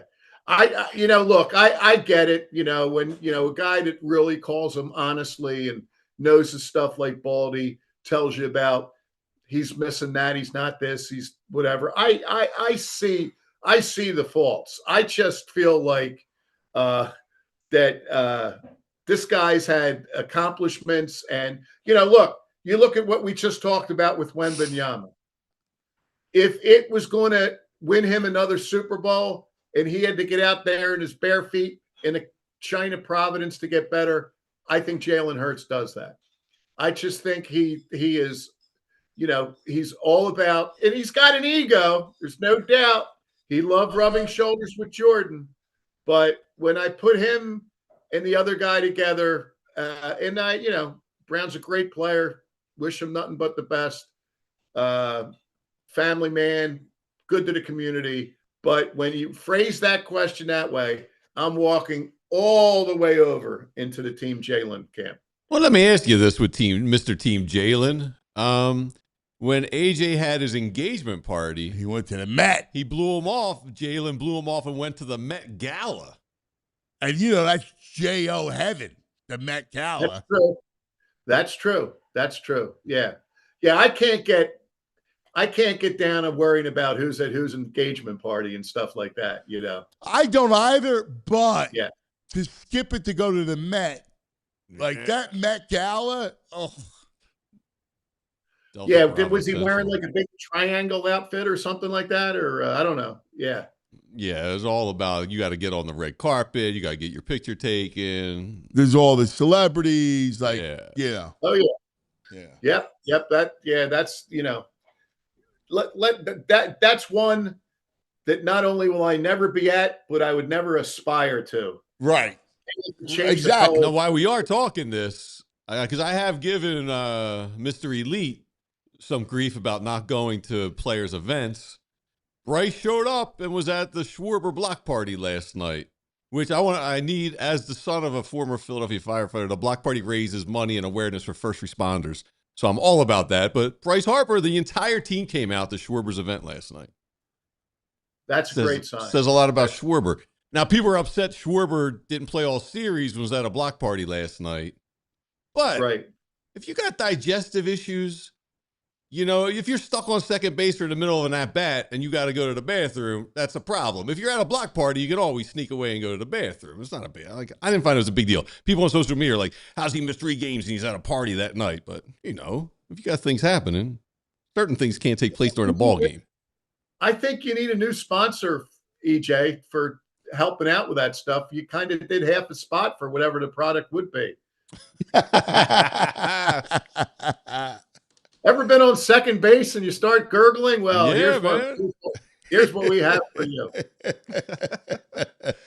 Sounds like you need some fiber biscuits. Yep. That's great. That's great. My brother, you're the best. You are the true. It's always fun. I love Thursdays. There you go. Well, you have a smarter guy than me coming up, and he's well rested, and he's a proud grandson, is what he is. There you go. Fantastic. All right. Thanks, buddy. Love you, pal. See you guys. There he is. See you, Happy Pat. Memorial Day weekend, Pat McLoone. All right. Now let's talk about some of our friends, and we'll get to EJ coming up next. Let's talk about Parks Casino Street Road, Ben Salem.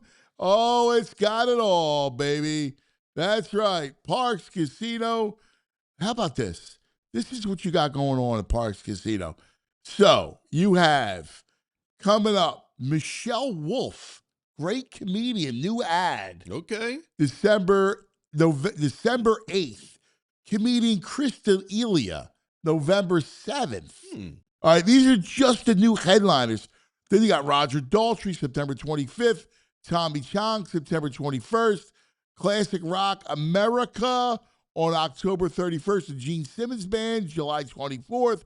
It's all right there. Ambrosia is this Friday. Yacht Rock. Let's go. We did Yacht Rock celebration. How much I feel. You can check it out. ParksCasino.com to buy tickets for all shows and make it a night and stay over at the Parksview Hotel. You got to be 21. If you have a gambling problem, please call 1-800-GAMBLER. Wawa's got tacos. Tacos. Oh, Wawa expanding its freshly prepared food lineup with new seasoned beef tacos available for a limited time. Built to deliver bold, craveable flavor in every bite. We're talking warm, soft tortillas filled with Wawa's savory, juicy, boldly seasoned beef, plus fresh toppings that you can customize your way. You got options too, from seasoned beef, chicken, steak, black beans, shredded cheddar cheese. Pick up 2 spreads like salsa roja, garlic aioli, barbecue, ranch, buffalo, chipotle, and you top it off with shredded lettuce, salsa, fire roasted corn, onions, or pickled jalapenos, all packed in a 6-inch soft flour tortilla, making it perfect handheld or on-the-go option. Seasoned beef tacos doesn't stop, all right? It's available across the full lineup, including burritos, bowls, and quesadillas, so you can mix and match and build the meal that fits your appetite. But don't wait. The lineup is only here for a limited time while supplies last. Next time you're at Wawa, grab a taco and find your new go-to order. Give it E! EJ!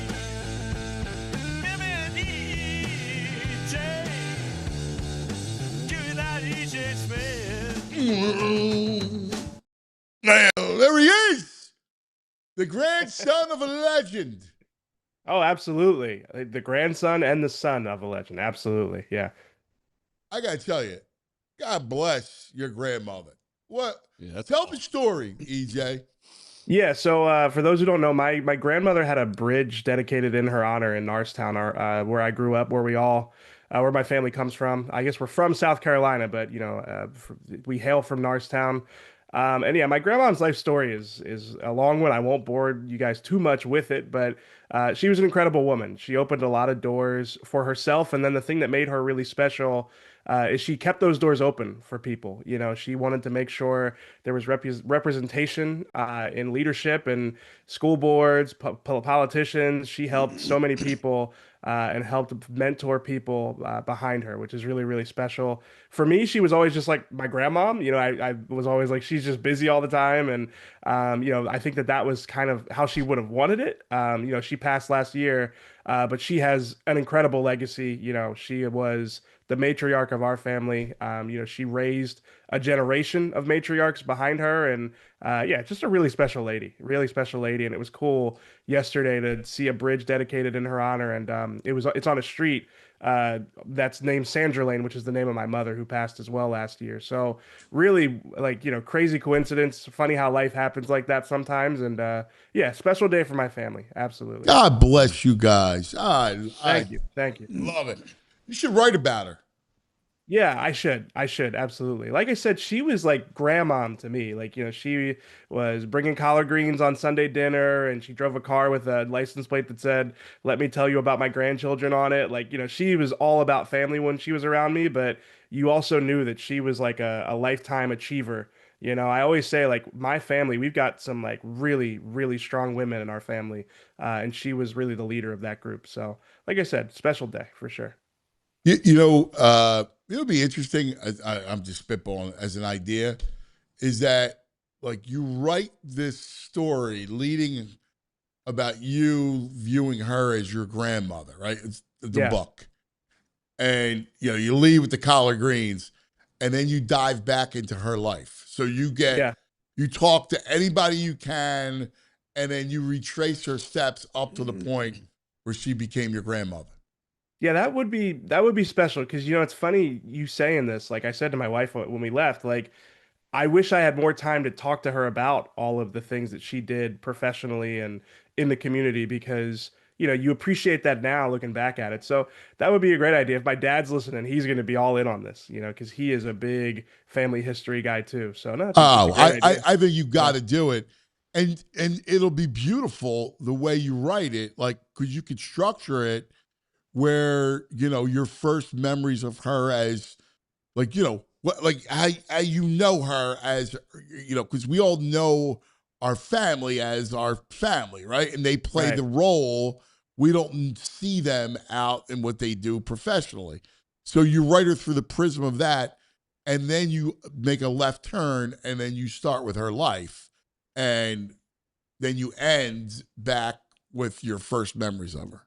Yeah, but say end it with just that was my grandma. That was the woman who was driving me to baseball practice when I was 6 years old. But she had a lot more going on than that. Yeah, absolutely. And then you recount these stories.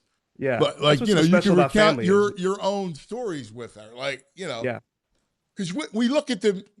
I loved my grandmother. She was one of the greatest women. To this day, still talk about her. I told a story yesterday. She used to come home at Saturday nights with a bag of cheesesteaks at 2:00 in the morning and wake us up, and we would eat cheesesteaks. Like she was cool. Get her hair done every Friday. Yeah. One of those ladies. And but we know them as that. We don't know them as women, right? So you writing about her as this powerful woman, I think would be cool. I think it'd be a great story. Oh, absolutely. No, that's a great idea. I appreciate that because that's what's special about family is like, you don't know side of them that, the world sees, but, with my grandma, my mom, even my dad, as I've gotten older and gotten to appreciate what he's been able to do in his life, it's like you see more like, the side of them that, like I said, like the achiever, the legacy that they're leaving behind. So yeah, you guys know I'm all about my family, like that's the core of everything for me. And yeah, it was really cool yesterday to see us all come together to celebrate my grandma again. Yeah, that's beautiful. God bless you guys. I appreciate you asking about it too. I love that stuff. I think it's important. I think, one of the things here at PHLY is it's not just bringing you the stories and all, but also the people behind it. And I think, I think people should know, where you come from and especially with your family and your fact that your father's a great high school football coach and all that stuff matters. I think it's important. Yeah, absolutely. Couldn't agree more. Yeah, and we are like a big family here too, so it makes sense. So, buddy, let's talk about another Smith. Let's talk about Nolan and what happened. You and I were texting last night. We're like, "Is this real?" And it was like, "Oh," you're like, "Yep, it's real." Yep. Yeah, no, I can confirm that Nolan Smith was arrested last Friday driving 137 in a 70-mile-an-hour zone in Georgia. It's not the first time he's been, in trouble with the law for speeding violations and reckless driving.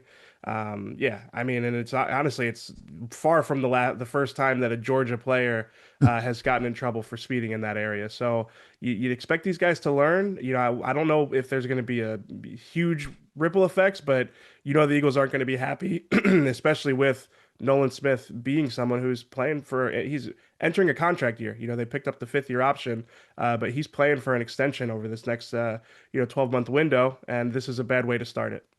Yeah, man, I can hear Big Dom in my head right now. I can hear it. You can totally hear it. Don't do dumb bleep. Yep. Stupid. Stupid's probably screaming at him. I just saw a picture. They got a picture of Tony Soprano driving a car. It's like they said it's Big Dom on his way to Georgia. Yeah, I'm sure he knows I'm sure he knows that Georgia area well. I'm sure he's done tons of recon down there, and he probably knows the streets that they're doing this on. But yeah, it's it was not a good way for Nolan Smith's 2026 contract year to begin. No. You're just stupid, man. It's stupid. It's ridiculous. Come on. Yeah. Like, what are you doing? It makes no sense. It's flat out annoying that you would do that. All right, let's talk about what's going to happen June 1st. Because there's dueling national insiders and maybe it's not the Patriots, maybe it's Jacksonville, and I don't know. I'm so tired of the whole thing. What are you hearing? What are you expecting come June 1st? Yeah, I still think it'll be New England. The compensation that's been floated out there at this point is a 2028 first-round pick. I'm sure New England's protective of that 27 first-rounder because they're worried about, honestly, these next 2 seasons and how they're going to look, especially this upcoming year. So it might be a future first that the Eagles are in line to get. I think that the hedging is probably coming from the fact that as we get closer to this deadline, there is a potential, especially if this deal has been worked out, unofficially for a month or 2 at this point.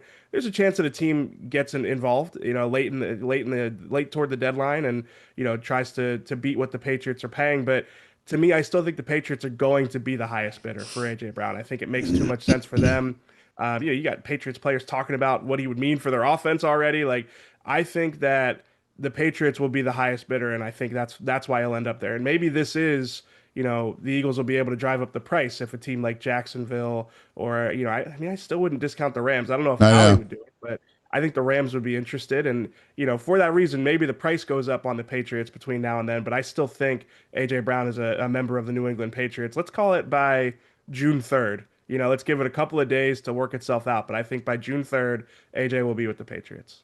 Yeah, Mike G had it. And Mike G was saying they were closer with the Rams than with the Patriots having a deal done, but it fell apart overnight. I mean, the Rams seem to be willy-nilly with their first-round picks. Like, hey, have it. So maybe they are a little – do you think they can come in? Because I guess there's reports the Patriots are worried, with the schedule being tough, that they're not going to have a great season. That pick may be a little more valuable than a lot of people think.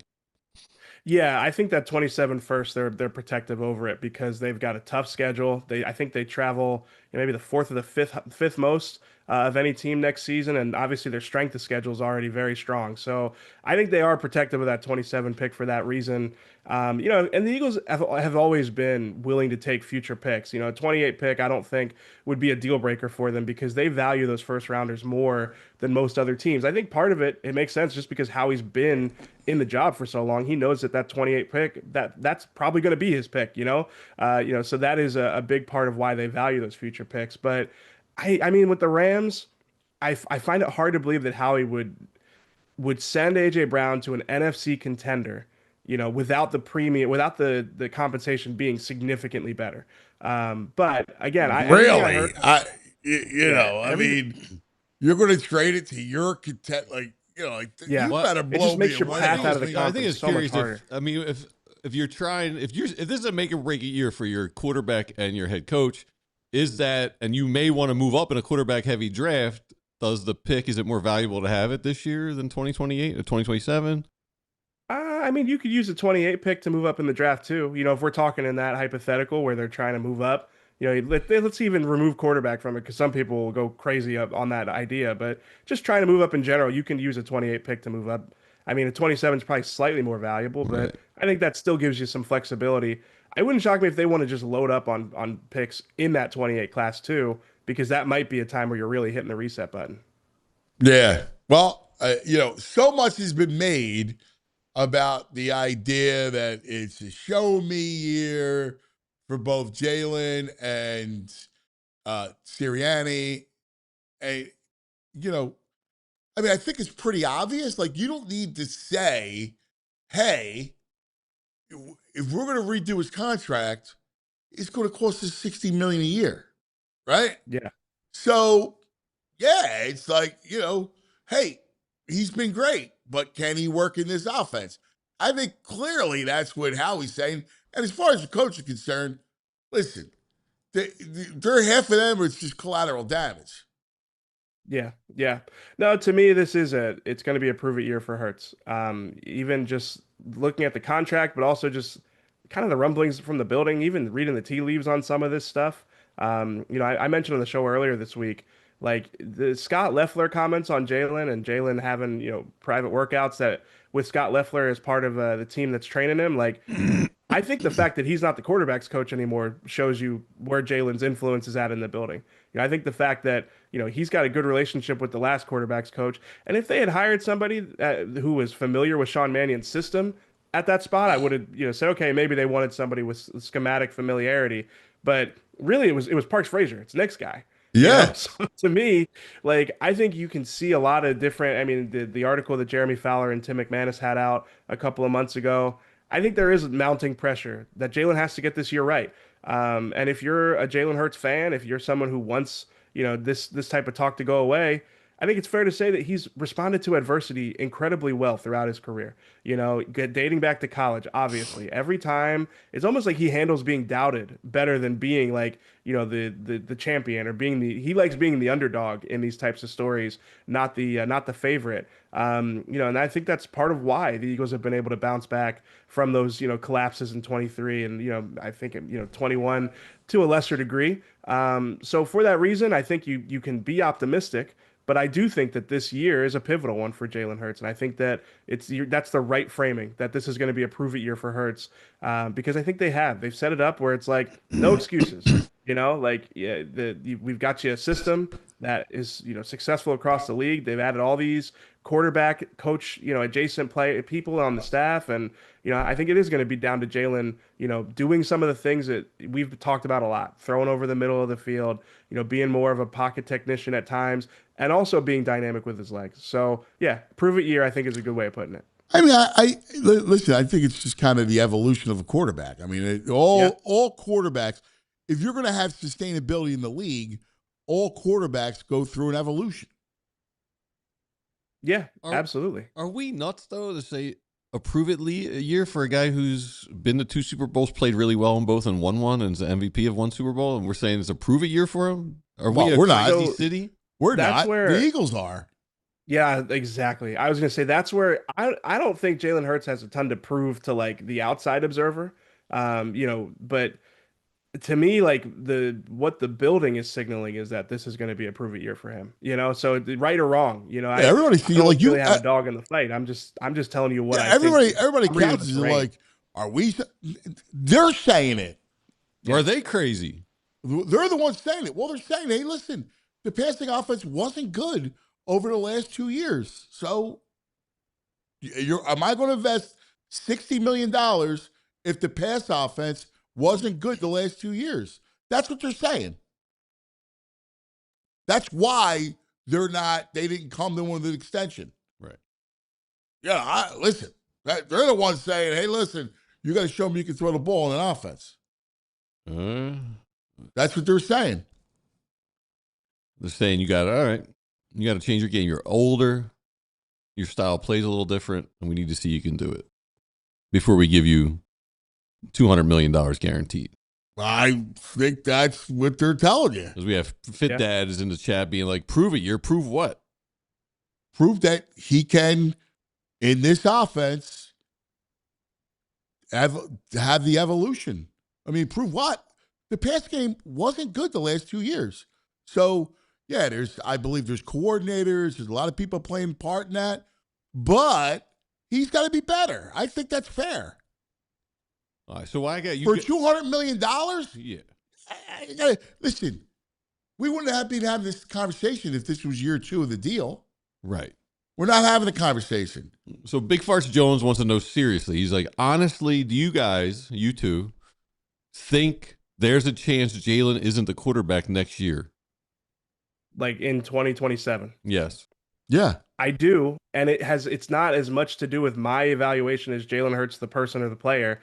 I think it is what the building has shown you, what you've heard all offseason. I think there is an urgency for Jalen to get this right. Again, like when you asked me about it, what did I first talk about? The quarterback coach, some of the signaling there, the reporting that we've heard, that we've seen since the end of the season. There are people who are part of this organization who believe that the passing game struggles came down to Jalen last year. And, that is a polarizing thing in and of itself. I know some people will disagree. I know some people will say it was Kevin Patullo. Some people will say it was the offensive line. That's all fair. I'm not sitting here telling you that you're wrong. I'm telling you that sentiment exists. And that's why I think that it is a prove it year for Jalen Hurts. It's not about, showing us what he is as a quarterback. Like, we can talk about his strengths and his deficiencies all we want. But I just think the way that the organization feels about it, going into the season, he does have to show something. I think, I'll be honest with you, I think he knows that. I think he's aware of that. I think that he is. I hear he's embracing this thing full thing. I think without a doubt. But here's the thing, like, I think where Fit Dad and everybody gets crazy and doesn't look at it, or looks at it differently, I should say, is I think everybody thinks that the Eagles are litigating his past. His past was great. Like, I agree with Fit Dad. Like, your past, like, nobody's telling you what you saw wasn't good. Mm-hmm. What they're wondering is, well, the last 2 years, the pass game wasn't good. What's next? I mean, I think that's the question. Yeah, they're just I feel like they put them in a bad position. I've said it before, like if it's not good with a first-time play caller, and you're going to be like, what? Because you're going to have the people who are like, well, what do you expect from Jalen? He's got another crappy play caller. It's another Patullo. Well, Yeah. that lies. Here's the question. I'll throw it to you, EJ. Mannion, from what you hear in the building, because I kind of hear stuff as you do. I hear that, Mannion's coming in, and I don't think that Mannion's a 1 year. If this thing's a disaster, I don't think Mannion's out. Now, I don't know what he's going to be like. Who do I know? I mean, I can't see him in the Sure. future. Yeah, I mean, there's definitely like an optimism around him, and I think the encouraging part about like hearing about Jalen being bought in and all in with this is something we've talked about on the show a lot. I remember talking with people who've worked around Jalen for a long time, dating back to when he was in college, and they all say he needs to know the why. If you want to understand why stories about Jalen being uncoachable can come out, and then someone like Scott Leffler can also come out and say he's super coachable, and what's the disparity there? Jalen will challenge coaches if he doesn't understand exactly why they're installing what they're installing. So to bring this back to Sean Mannion, I thought it was encouraging that, it sounds like Jalen's bought in, because that, to me, that signals Mannion's done a good job explaining to him the why behind these concepts that they're installing. Well, it's funny. VG and I were talking about this yesterday, but the why. Like, some of it, I mean, it's pretty self-explanatory. Like, Sure. why you can't be out of shotgun. Like, why we need you under center, and we need play action to help the run game. Like, that's stuff that he's an intelligent guy. He's a quarterback playing that position his whole life. He knows football inside and out, Jalen Hurts. So yeah, but he has preferences. He's got preferences. Right. He's got but he things also, likes to do. Yeah. I think I'm giving Jalen the benefit of the doubt that he knows that, look, dude, if you're not going to run and you don't feel comfortable running like you did, well, then you can't play that offense. Got to go. Like, now we need to move you and to evolve into a different type of quarterback. Right. And I think that's up to Mannion to have them in lockstep and have a vision for how it's going to look in this next phase. And I think it's important for Jalen to usher in this next phase. And we should say he was more comfortable with the under center stuff last year. Now, they didn't major in it, but there was an uptick in it toward the end of the season. And I think that's an area that he's going to continue to embrace. Yeah. And these are all the reasons. I don't question whether he embraces it, because I think he's going to embrace it. Yeah, and these are all the reasons why I said I am optimistic about the Eagles' offense in 2026. Sean Mannion as a play caller is a variable that we won't know. We just won't know it until the season starts. But, separating for that, like just the vision that you expect Sean Mannion to have, and honestly the way that Jalen's navigated the offseason, which has been subtle, but I do think that, there's reason for optimism for him to embrace this system. And if it works, like, we're not going to be having these conversations next year. We're going to be talking about, a Jalen Hurts that found his home base offensively, found a scheme that he can thrive in, and, a scheme that he can lead the Eagles in for multiple years. So, there's a range of outcomes. None of us are saying like, oh man, he's out by this time next year. I actually think it'll go well, but I do think there's urgency. I think that there is going to be scrutiny around him. I think that that's been clear if you've been following this offseason. All right, just I want to, while we got you here, there's a wide receiver who's out there, free agent, who may not be ready till a few weeks into the season. There's some betting sites out there that have the Eagles as the favorite. Tyreek Hill. Here, 34%. Yes, Tyreek Hill. Can this building handle and survive a Tyreek Hill? It would surprise me. That's a good question for Big Dom. He's gonna have to be the one to sign off on something like that. I have my doubts about that one. I also have my doubts on how if is he as explosive as he was. Even if he's slightly less explosive, he's probably. When those guys go, though, they got here. When those guys go, they go quick, man. I don't know. I don't know what he's got. But I do know when guys go, they go quick. Mm-hmm. Hey, EJ, sit tight for 1 second, because I do want to wrap up with you the right way. We just got to take a quick TO. Let's talk about our friends and come right back to finish with EJ. All right. First of all, we want to thank you for being part of this great PHLY community. And, we're always looking for ways to improve our shows and better understand how you listen and what you value most. And that's why we've launched a quick survey. Your feedback helps us shape the content you love and make it even better. And it only takes a few minutes, but it makes a big impact for us and for you. So take a moment, head over to allphly.com/contest and let your voice be heard. Respondents who partake in the survey, you have a chance to win a $100 Amazon gift card. We appreciate you, and we want to thank you for being part of PHLY, and we want your feedback to help us to keep improving our shows and our content. It's a really quick survey, only take a couple minutes, and your input shapes the future content that we do. So respondents, like I said, you have a chance to win a $100 Amazon gift card, and all you got to do, head over to allphly.com/contest and let your voice be heard. All right, folks, it's Financial Literacy Month, and I've got something that's going to help you off the field. Teaching your kids how to handle money, so important. And if you're a TrueMark Credit Union member, you've got a fantastic opportunity to help your kids and teens learn to earn, save, and spend wisely with a free Greenlight account. Now, Greenlight isn't just any app. It's a game changer for your kids, whether they're setting savings goals, learning how to track their spending, or even getting their allowance. It's all right there at their fingertips. And get this, each kid gets their own debit card.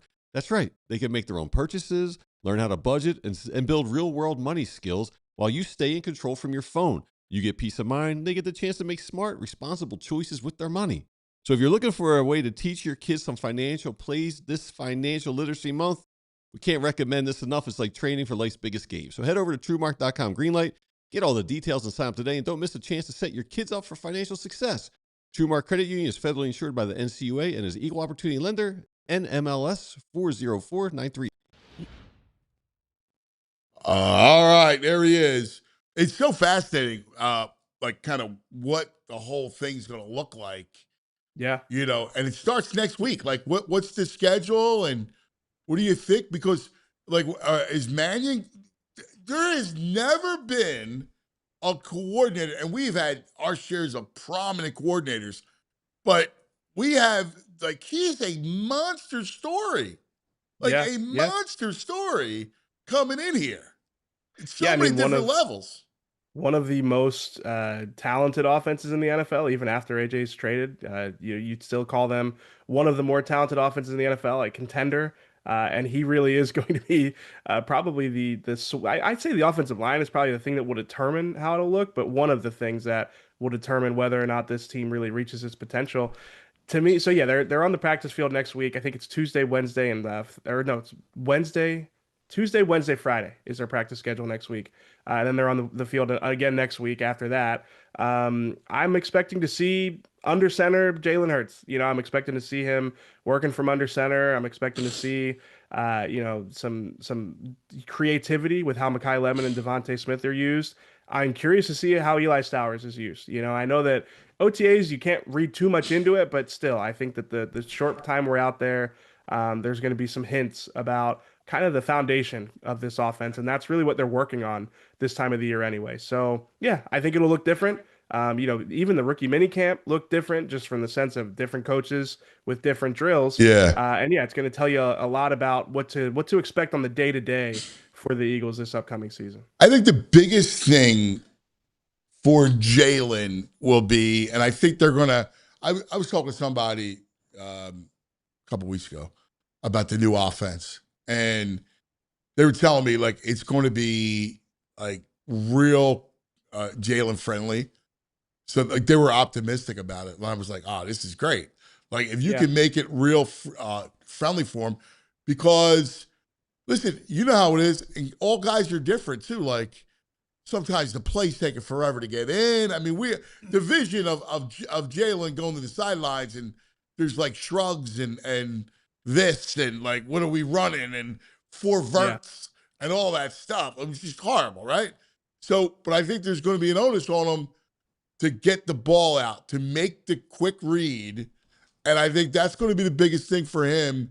The biggest transition is, all right, let's take your point guard skills to the next level, and with throw, identifying where you want to go with the football and letting it go. Because he's going to have to let it go. Like, that's right. Going to be his biggest hurdle in this offense, is letting it go. Yeah, the more in rhythm throws, I think, is what every Eagles fan wants to see from the passing game. And, we went through the film week in and week out last year, and it was clear. Like, Jalen did not have consistent answers in rhythm. And there were times where he had them and he was turning them down. But he wasn't getting those answers consistently enough. And, you mentioned like the term quarterback friendly. I've always felt like, people to use that as like a negative. Oh, he plays in a quarterback friendly offense. What offense shouldn't be Why would quarterback you want friendly? that? Yeah, why wouldn't you want a quarterback in a quarterback friendly offense? Now, that doesn't mean that you can't give a guy the answers at the line of scrimmage and the freedom to make checks. And I think Jalen will get that progressively, but I do think that in the early going with the system, if they can get him in rhythm throws, easy answers to then complement all of the things that we know Jalen's great at, the out of structure stuff, creating downfield, throwing outside of the numbers. Those are all the things that you want Jalen to be able to do, but you can't major in that in today's NFL. We saw that we saw them struggle because of that last year, that they didn't have enough of the everyday down in and down out in rhythm stuff to complement that out of structure stuff. So to me, like, that's where Sean Mannion's going to make his money. And I think there's reason for optimism about how that's going to look and how that's going to then unlock that out of structure stuff, because you get that stuff more when you are in rhythm. The scramble drill stuff is easier to get right if it's not what you built your entire offense out of. Yeah. Yeah. Listen, I mean, you saw the importance of what Ben Johnson did for Caleb last year. Yeah. I mean, from the beginning of training camp, the way he worked training camp, the way he was praising the backup, right? Like, we're all messaging to Caleb. And by the last half of the season, Caleb reached everything we thought he would be at USC, everything that we thought he could do, he turned into that guy. Yeah, yeah. No, I wrote it in my schedule prediction. I said, it'll be a good benchmark for, and listen, Jalen's proven way more than Caleb in his career. This isn't about, I'm just talking about the thing. importance of having quality coaching. Yeah, it's more about like what Caleb had to become in that offense is what Jalen's going to have to become in this Sean Mannion offense. It's similar at the very least. When you look back at what Ben Johnson was harping on with Caleb Williams this time last summer, it was footwork and it was being able to operate from under center, turning your back to the defense. Those are the questions that Jalen's going to enter the season with. And we all know, like, the work ethic that he has is unquestioned. His openness to it, the early indications are good. But those are the two things that he's going to have to work on all summer going into the season. And that game against the Bears, if you're an Eagles fan, you should hope that those quarterbacks are playing similarly in the sense of how they're asked to operate out of the system. You're going to want to see Jalen under center. You're going to want to see Jalen making in rhythm throws where his feet are tied to the progression more than they have been in years past. Yeah. And again, those are the things that, like, if you're a big Jalen Hurts fan, you feel good about him mastering, because those things require work. They require intentionality, and those are not weaknesses from Jalen Hurts. So yeah, again, I'm mostly optimistic about the offense. My question mostly revolves around the offensive line health and Sean Mannion as a play caller. Those are two things we just won't have answers to probably until week 3. I know. I'm a little, like, you got to get a quarterback coach and we talked to BG yesterday. Yeah. He was joking about the daddies, right? Like, there's another daddy's leaving and going. Like, yeah. I'm hoping to God this guy's competent. Like, you know, and what they have around them, quarterback coach, O-line coach, like all the newness around the staff, hoping that they got it buttoned up.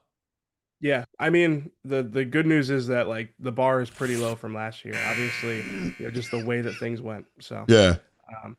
I think if you're hoping, if the variables in the pass game come down to a lot of things that are in Jalen Hurts' control in a way that I think is encouraging, especially if you're a fan of Jalen Hurts. Yeah, I'm with you, buddy. Always great catching up. Appreciate it. We'll see you soon. All right. What time today? We're going to be 7:00 tonight because we got some press conferences at NovaCare or Jefferson Health. So we'll be at the facility in the afternoon. So we got a special show with some live reactions from press conferences at 7 p.m. Who's talking today? Coordinators are talking. So it's a big day. Oh, this is the first day we got Mannion. All right. Yep, we'll hear from Mannion. Let's go. I may need you tomorrow to kind of go through and see what you thought about it. I got you. Yep. I'll be around. Yeah. That's good stuff. All right, buddy. Good luck. We'll be watching. All right, see you tomorrow. That's a big deal. I love it. All right, time for back in the day. We got Love Philly. Bobby Farrelly is going to be a big guest that we're going to dive into. He's a great sports guy and kind of want to get into it with all his film. I mean, you want to talk about changing a generation, his movies. Yeah, dude. I mean, wow. Crazy. It's unbelievable. Where are we going back in the day? We're going back. We're going back. We're going back in the day with True Mark. Oh yeah! All right, we always see the ball boys coming out with balls for the umpires. Oakland back in the day had a basket or a bucket that came out of the ground. Wow. Umpire grabbing a cobble, filling up, and then it lowers into the ground. I never saw that. No, dude, I never That's saw it. awesome. It's wild, right? That's a good idea. I don't know if there's a button. Yeah, I don't know how it's activated. Back then, they probably had a sandwich in there. That's the days when the umps in the America, they used to hold up the big protector. Yeah. Oh, that's great. All right, time now for our Love Philly Hour. We love it. Our big Love Philly. Philadelphia doesn't pretend. Philadelphia is. It's not just the title Love Philly. It's a feeling. It's a heartbeat. A city that never asked for permission to be itself. That's us, right? That's our personality. Philadelphia doesn't pretend. Philadelphia is. And now in 2026, the world comes back to Philadelphia. Not just to remember, but to celebrate. The show isn't just about what's happening. It's about who we are while it's happening. Because Philadelphia isn't a backdrop. It's a character. It's the voice that tells it like it is. The guy at the end of the bar who doesn't sugarcoat a thing. It's the family that's been on the same block for generations. It's the artist, the athlete, the builder, the believer. It's the lifer, the dreamers, the grinders. It's all of us. And that's what Love Philly's about. We're going to sit with people that make this place go. The ones who built it, the ones carrying it, the ones pushing it forward. The legends who left their mark. Not just the championships, not just the headlines, but the moments in between. The way the city shows up for itself, the way it refuses to be anything other than real. And through it all, we're going to remind ourselves and show the world what Philadelphia is. It's not just a stereotype. It's not a punchline. It's a foundation. It's a force. It's a city that gave birth to a nation and never stopped building. So as the country turns 250 and the spotlight finds Philadelphia again, this is our moment to tell the story the right way. Not polished, not filtered, real, authentic, proud. Because this city just doesn't rise to the occasion. It defines it. This is Love Philly.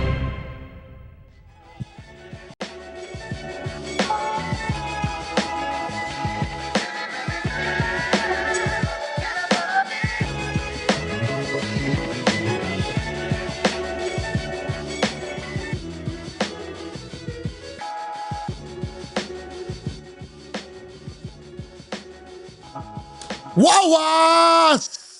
That's right. Thank you, Wawa. We love our Wawa. Wawa presents our Love Philly Hour, as always. Thank you. Thank you, Wawa. Wawa.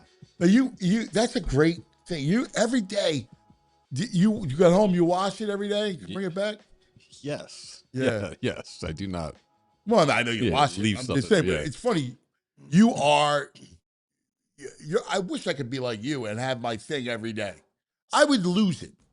I got 2 days. I would never make a week with that. The thing is, I like the regular Wawa cups are great, but they get a little, if I got my tea, it gets a little cold by the end of the 3-hour show. So this keeps it warm.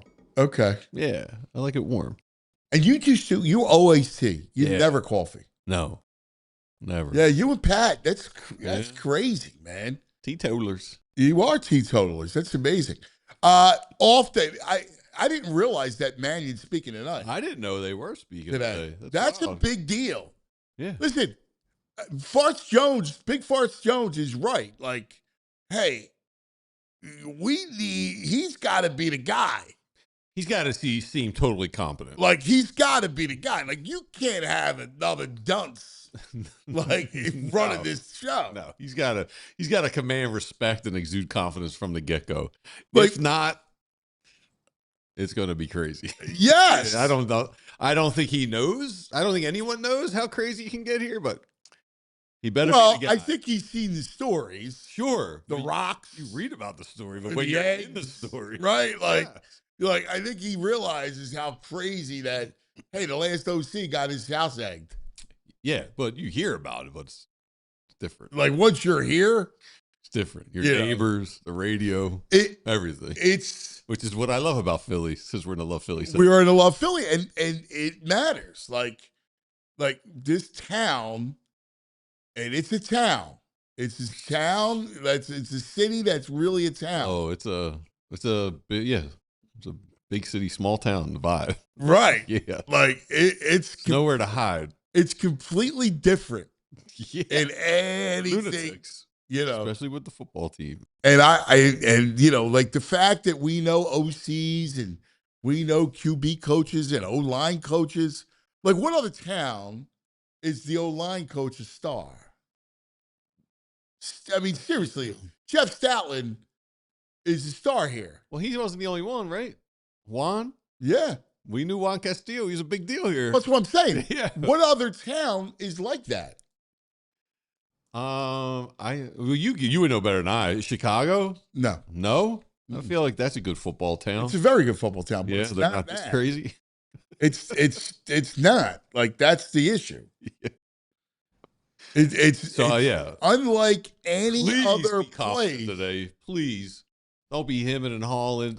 Don't tell us about planting seeds and flowers blooming. Come in and talk. Here's the other piece of the puzzle that we don't talk about, which is Sirianni.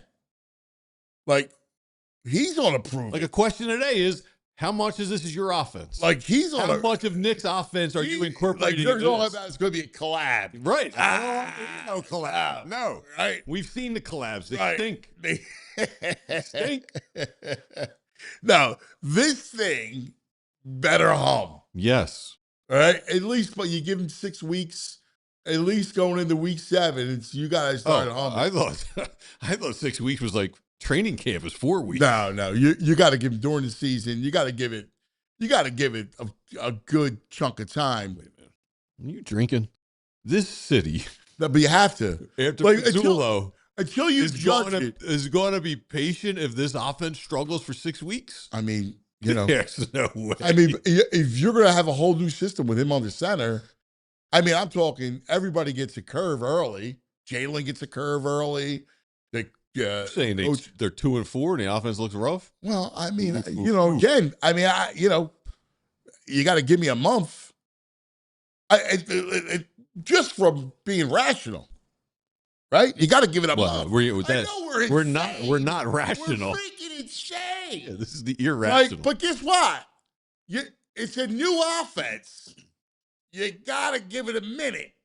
The days of the old training camps where you're there the whole time are over. It's a new offense. It's like AJ. There's 2 preseason games. You got a rookie wide receiver. You got a guy, a tight end in Eli Stowers, who's going to be playing a huge role in this thing, who can't block. All right? You got an offensive line that's coming back together. So you got a lot of moving parts. You got to be a little, cerebral with this thing and not lead with your belly like we always do. That's not happening. A little lower like we always do. Not. All right, we got to take, well, it has to. You can't. Otherwise, you're going to drive yourself nuts and drive the whole thing. It's going to go down. It's going to be a giant shipwreck. I can't have that. Can't have that, Hendry. All right. Let's take a quick TO. Coming back. Yeah. I'm so excited. He's a wonderful guy. Great sports guy. He played hockey in college. I saw. I dug into him a little bit. He played hockey. Got a little history with him. He's one. The Farrelly brothers are iconic. They've made some of the biggest films. They've shaped generations. You think about the comedy You think about, and they have great range. They're Mhm. amazing. The list of actors that they have worked with, the greatest over the last 25 years. It's really impressive. So we're going to talk to Bobby Farrelly coming up next, the great filmmaker. First, a word from our friends. Let's talk about Parks Casino, shall we? And the Bet Park Sportsbook online casino app. Look, we got playoffs. Again, Montreal, Carolina tonight. Carolina's going to win. They're going to win that series. It's not going to go more than 5 games. You got Boston. You got Boston. I mean, Cleveland and New York. I hate the freaking Knicks. Can't stand it. Can't go Cleveland, but it's hard in the choker. So you got to do that. Phil's off till tomorrow when the Tribe comes into town. So you got all the props you want to play, and there's always another way to win with the casino games, right? You got blackjack and roulette and craps and all the hottest online slots. New customers get up to $500 casino bonus back if you're down the first 24 hours, plus 250 spins in the soccer-themed game Gold Trio Soccer. BetParks.com has all the details. Got to be 21. You got to be in Pennsylvania, New Jersey, Michigan, Maryland. If you have a gambling problem, please call 1-800-GAMBLER. Now, Xfinity, and let's talk about the 5-year price guarantee. If I can tell you, can have reliable and intelligent Wi-Fi, and you can keep the same price for 5 whole years. That's the Xfinity 5-year price guarantee. Imagine Wi-Fi that makes everything in your home work together, finds and fixes problems before you even notice them. It's like super intelligent Wi-Fi with a sixth sense. Lets you stream the game, even when the whole family's online doing video games, right? All your devices working in perfect harmony for 5 whole years. The best part, no annual contracts, no hidden fees, Xfinity's best equipment included. Take it from me, a lot changed in 5 years. Championships are won, records are broken, your kids grow bigger than you, but your Wi-Fi should stay reliable and the price should stay put. Lock in your price, unlock the possibilities with Xfinity. Learn more at Xfinity.com. Xfinity, imagine that. Restrictions apply, select plans only. All right, now joining us, I'm very excited. What an accomplished filmmaker. One of the, you think about the greatest films, made us laugh, made us cry, the whole thing. He, from the Farrelly brothers, Bobby Farrelly. Yeah. Bobby, what do you Hello, say, guys. brother? How are you? You look Can you great, hear me buddy. okay? Yeah, good. How are you? We're doing good, pal. We're doing good. I before we get into your career and everything, which is just incredible, you're an awesome sports guy. You're a great. And he had the line. You know what didn't he? helps? You know what Bobby helps had the me? line. I'm just a degenerate. That's the thing. If you're not betting on it, it's not as much fun. But I love to put a little wager down on the games. And you know what's tough to bet though is I think hockey's tough to bet. Yes. I really do. I love watching hockey, but I find it's tough to bet. It is because you don't want to lay the 1.5 in these playoffs. I know that much. No, all the overtimes and the way playoff hockey is, it is tough to bet. You played hockey, right? Like you played in college. Scholarship. I mean, like many years ago, I played growing up, and I went to RPI and played. I was a goaltender. I was not the starting goalie or anything like that. I wasn't particularly. I wasn't really good, but I made the team, and so it was a lot of fun, and it was great. I love hockey. That's my thing. I love hockey and I love NFL football. Those are my 2 favorites. That's awesome. So I didn't know you were a goalie. That makes sense because goalies are creative and they're whacked out. Yeah, we had a kid from Philly on our team, Jacques de Saint-Phal. It doesn't sound Philly, but he was a great player from the Philly area. And wow, I think he went on to have his very successful career on Wall Street too. But yeah, what did you think about Carter Hart last night standing on his head? I mean, I couldn't believe it. I mean, that story is crazy, right? An awful story that he had that kind of. Maybe I don't know it. I'm sorry. I don't know. Can you give me a thumbnail sketch? Yeah. So there was a party, a girl, several men, and several guys from the team, and it was not pretty. Oh, okay. I didn't know that. Yeah. Yeah. I mean, I kind of remember now that you say it. Yeah, I think I do remember. It was an ugly situation. He got. Well, he's a goalie. He's a weirdo. Yeah, they got trial. There was a trial, and he got acquitted. Yeah, it was crazy. So now he services in Vegas, and what's nuts is Tortorella, who was here last year. Tortorella, who's a whack job, is coaching that team, and they look great. Well, Tortorella's a total whack job, but I mean, must have brought him in for a reason. Incidentally, I'm good friends with Bruce Cassidy. I play a lot of golf with him. He's a great guy. So I was heartbroken when they let him go. 3 years ago, he won the cup. And he's got his team ready for the playoffs. And I don't know why, but they release him and they bring in Torts. I'm like, what? Why would they do this? However, look at where they're at. They're looking pretty good. So I don't know. Bizarre. It's crazy, man. Like Torts, but in short bursts. He gets a team to respond. Yeah, that's what it is. I think you can't play for him for a whole year or multi years, but he knows what he's doing with X's and O's and getting guys going. And short bursts is the key. You know what's weird about hockey coaches? What they flame out so quickly. Like the way they cycle through coaches in that league. It's crazy. It doesn't matter if you win. It's nuts. You're talking about Bruce. Well, look at Cassidy. He was fired by the Bruins, and 1 year to the day later, after he was fired by the Bruins, he wins the Stanley Cup with Vegas only 3 years ago. Made the playoffs every year since then. Is a great guy, and he gets let go this year.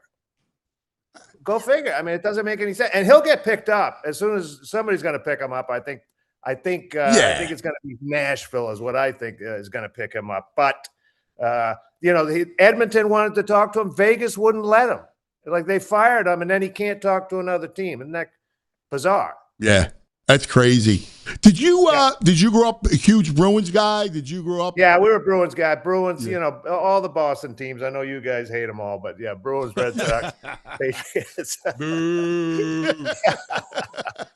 I get it. That's the beauty, because I always thought like the Philly area and the Boston area, and we're always, I know you're Rhode Island, but then New England and Philly were kind of like cousins, right? Because the country was birthed in both places, such a significant point of shaping who we are as a nation. And we're kind of like these cousins, with New York as the place we hate. We mutually hate. Yeah, we do. We have a shared hatred of New York, right? And I hate the Knicks too. I hate them, Bob. I hate all the fans. I hate the whole thing. I hate everything about it. I hate the colors, everything. That's awesome.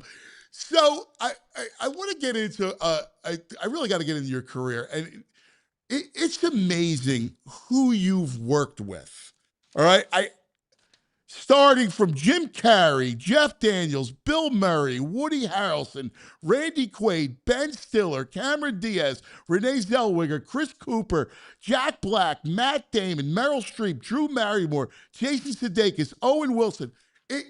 It's incredible of a who's who that they want to work with you guys, that you help either make their careers or had a huge impact with all of your films. It's truly an amazing accomplishment, Bob. Wow, thanks. To be fair, a lot of them made our career too.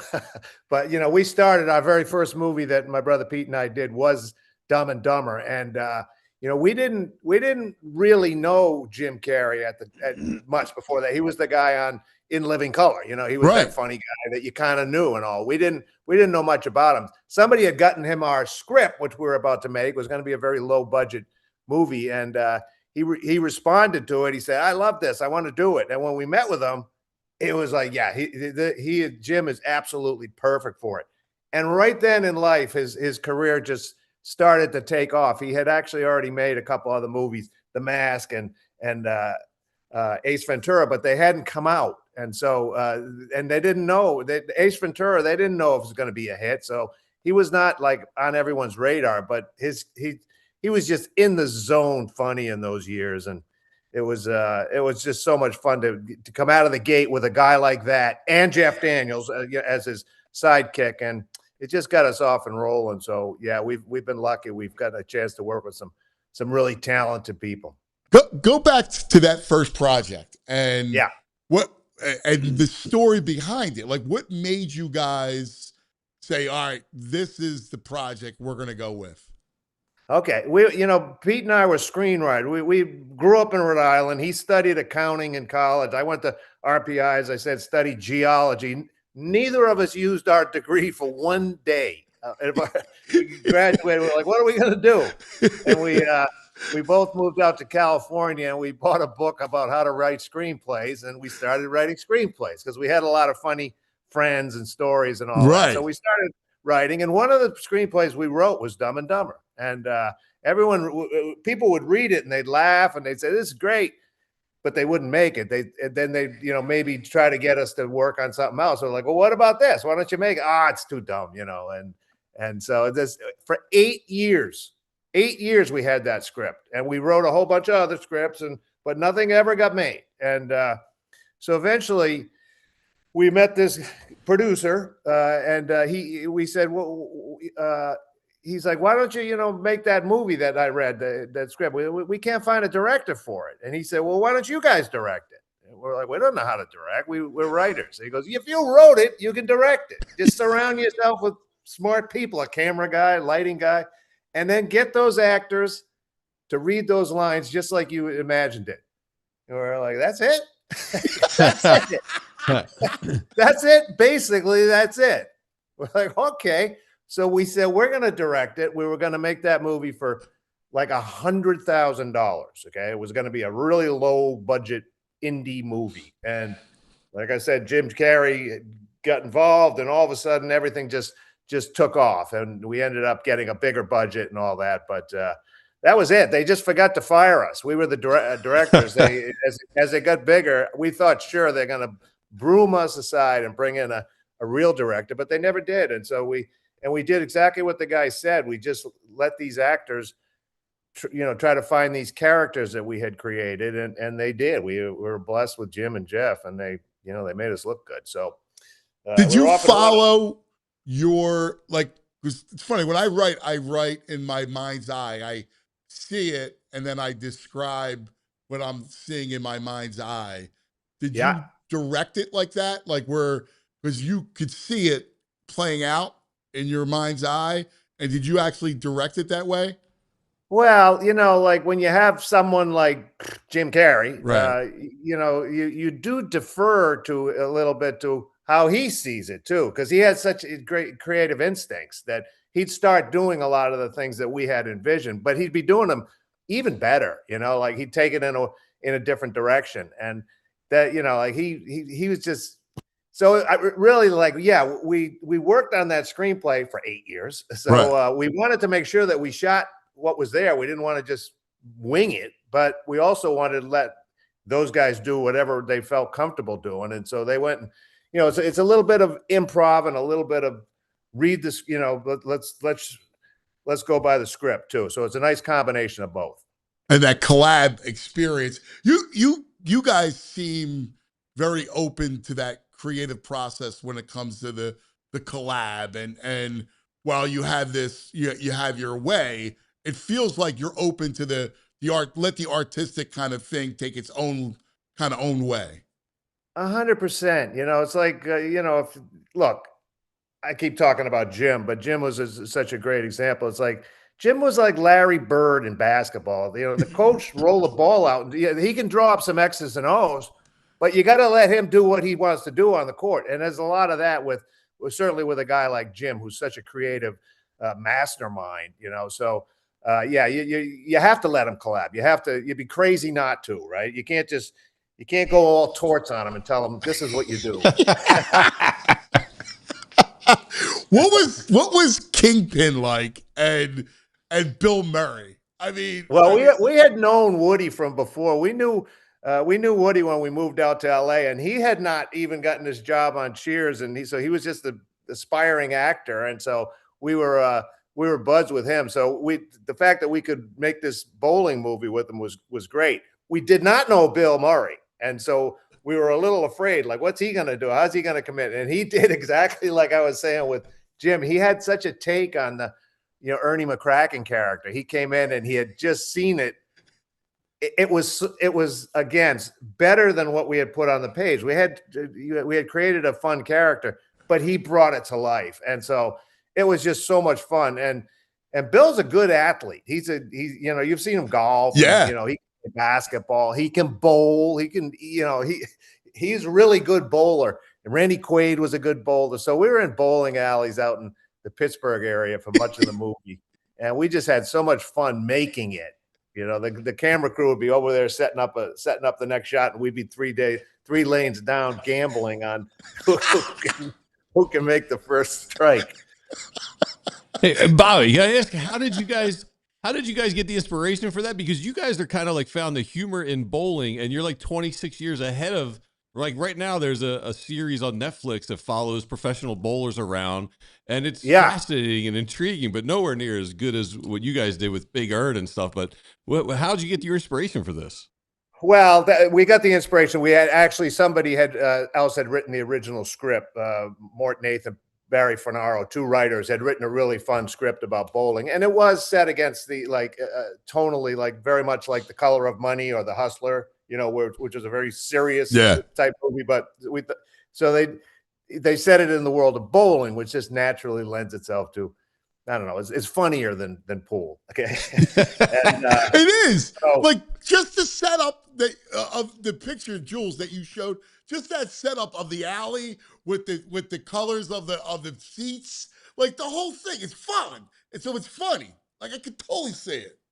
Absolutely, we're actually hoping to do a very late in life sequel with those 2 guys. Somehow or another they come back in each other's orbit, and I'll tell you why. Because Woody's great. He's still the same Woody as he was when he was Roy Munson, and Bill too. They're both kind of marvels. They're both still doing what they did then. This many years later, that was 1996. So that's 30 years ago, and wow. And they're still they could still both do it, and they're both pretty good athletes. So physically I think they could handle another bowling competition.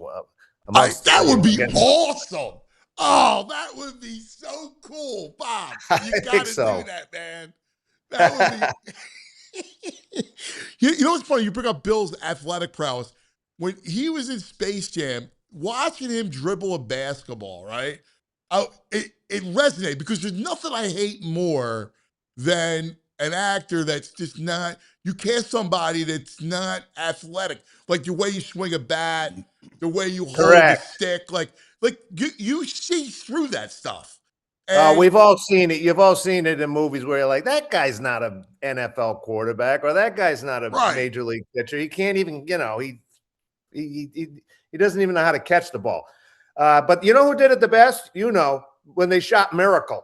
Yes. The 80s, because they went and got hockey players. It's easier to get hockey players to learn how to act than it is actors learn how to play a professional sport or a sport at that level. And that was really smart, the way they did it. It's the truth. Bill right there. So something about Mary was genius, right? It was just a genius, everything about it, because you make the cool girl, right? During that period, Cameron Diaz was every dude's dream girl, right? Yeah. And you make her, it was the greatest character of all, right? She's the best from her nurturing standpoint. She loves sports, everything about her pretty.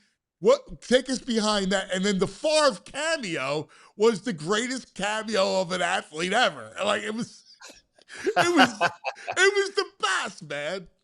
Yeah, we had written this role about Mary, and yeah, she's like the perfect woman. It's almost ridiculous. She wants to watch Sports Center. She wants to, she wants to do everything that the perfect woman would want to do. And we thought, who are we going to get to play this? And that movie, The Mask, had just come out, and she was in that, and we were like, boy, that girl in The Mask, she's got something, she really popped. The first time we saw her, I didn't know her name or anything, but she was just like, wow, she's definitely, she's got it. And so Pete and I requested a meeting with her, and we went out to lunch, and at the end of the lunch, we were both feeling like you just said, we were just in love with her. She's just, she's just so pretty and light, and she got, her eyes light up the room, and she's quick with a laugh, and she's just like so cool. And so we're like, that's our gal. That's it. We never looked at anyone else. That was it. Wow. First person we met with. And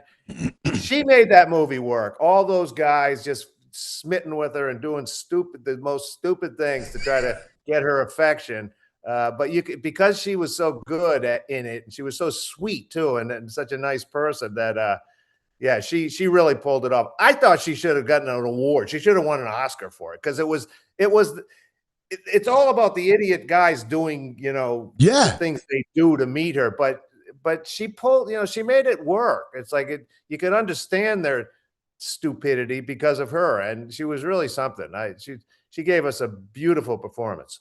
Her smile, and you guys did such a great job how you shot that, and like the close-ups on her face, because her smile was just completely intoxicating, right? Like, it was impossible to look at her and watch it and go, oh my God, I get it. Like, and it moved through the movie, her face and smile, and it just lit up. It just made a light. Well, a lot of credit goes to our cameraman, Mark Irwin, and Sidney Jackson Bartholomew Jr., who's our production designer. They put like colors behind her and shoot her in at a particular direction, or where all that popped. And it was really, the way it was talked about beforehand. They knew she has those beautiful blue eyes. So what clothing is good against that? What the backdrop, all the colors of the walls, and they were great. So it was a huge plus for us. But again, her natural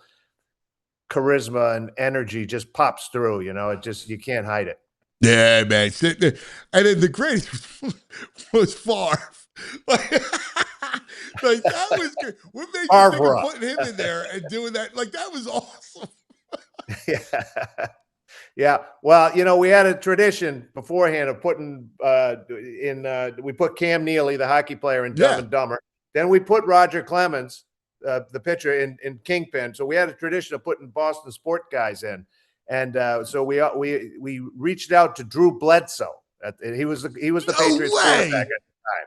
And right then he got in a little thing at a nightclub in Boston where he and some of the other players, they got in trouble because they were in a mosh pit, and they were bouncing people around, and it made the paper. So he was going to make the movie. Then he's like, guys, I can't do it. I have to focus on football here. So he backed out. We're like, okay, I get it. We called up Steve. Who do we go to? We called up Steve Young. He was like the other guy at that time. He's like, I love this script, guys, but I'm a Mormon, and I got Mormon kids that are going to want to come. This is very R-rated. I can't do it. Wow. All right, what's next? How about that Brett Favre guy? We're like, he won't do it. No, we reached out, and he's like, yeah, I'll do it. And he came, and he was great. We've been buds ever since. He's a good man. You know what turned out? He's perfect for it too. He was perfect. His level of acting was perfect for the part. Exactly. It just made it. It was like it was. How was Ben Stiller? Was he a lot of fun? That's great. We worked with him, a couple times, and he too is like, you see what he does on Severance. You watch Severance and all that, right? And he can work on our side of the camera. He's a real talented dude, but he brings a lot. The thing Ben does the best, probably better than anyone we ever work with, is the way he reacts. Like it's not so much even just his acting. It's like when someone else does something, the look he gives you. Look at this, the look at the and we found out as we were making movies that the reaction to what someone else did is really where the people laugh and the audience laughs. It's not so much like the line that someone says, it's someone else like saying, whoa, like reacting to that line. And he's the best. So he makes everyone else around him funnier by doing that. He's just really good reactor. Yeah, that makes perfect sense. Now you say that, because his reactions, like I think back to his films, and you're right, like it's his reaction that, because it's straight, the way he plays it and the way he reacts to it, it's almost like the exclamation mark at the end of a sentence that propels you to laugh. Absolutely, and that's why he always surrounds himself with other funny people, because he brings out the best in them by doing that. Someone's got to be a good reactor in a good comedy, and he's the best. Wow, that's so interesting. Jack Black, what was he like? And I mean, you want to talk about classic. You guys and these funny people, it just seems such a perfect marriage. So I can imagine Jack Black had to be a blast.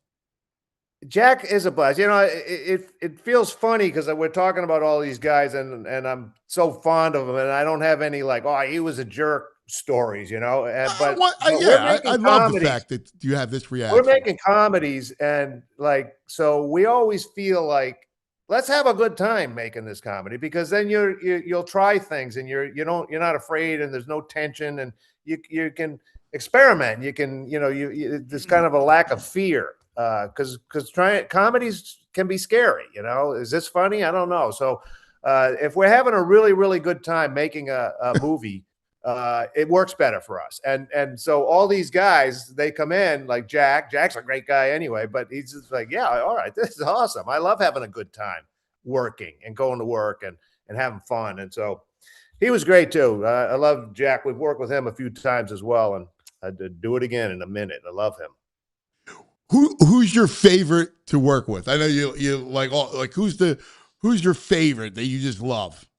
Yeah, I think I'd have to go back to Bill Murray, and there is you don't know what he's going to do, and so even for us, working with Bill can be a little bit scarier than some of the other guys, because you don't know what he's going to do, and he's a little bit mercurial, but he just brings so much to every role, and it's like he just makes it come to life, and so he's really fun to work with, and he's a great guy to hang out with and go out on the weekend and go to dinner or go golfing and do all that stuff. So he's a fun guy to be with, but on the set, that's why if I talk about Jesus, I'd love to do Kingpin again. I just love to get back in business on any project.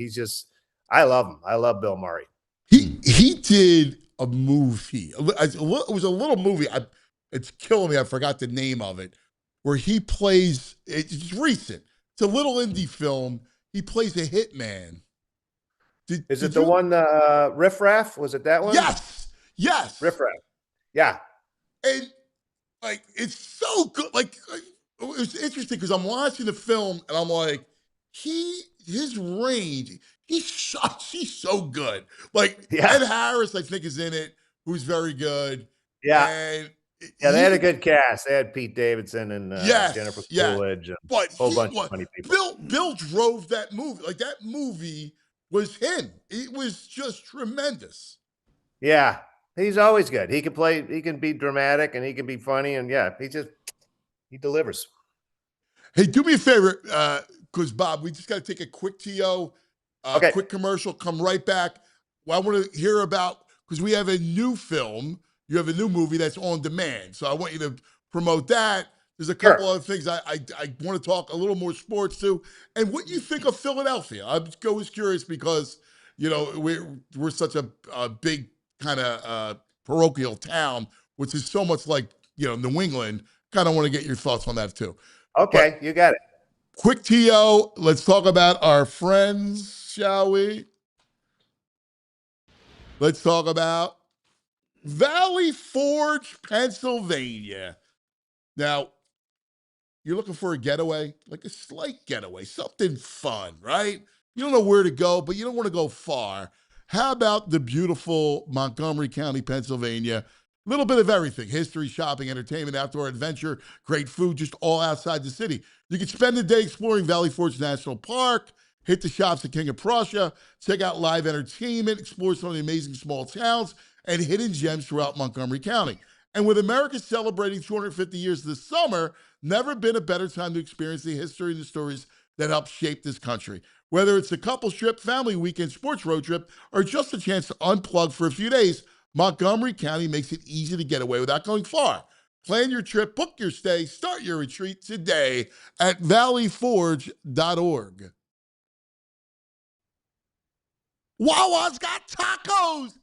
Tacos. Oh, Wawa expanding its freshly prepared food lineup with new seasoned beef tacos available for a limited time.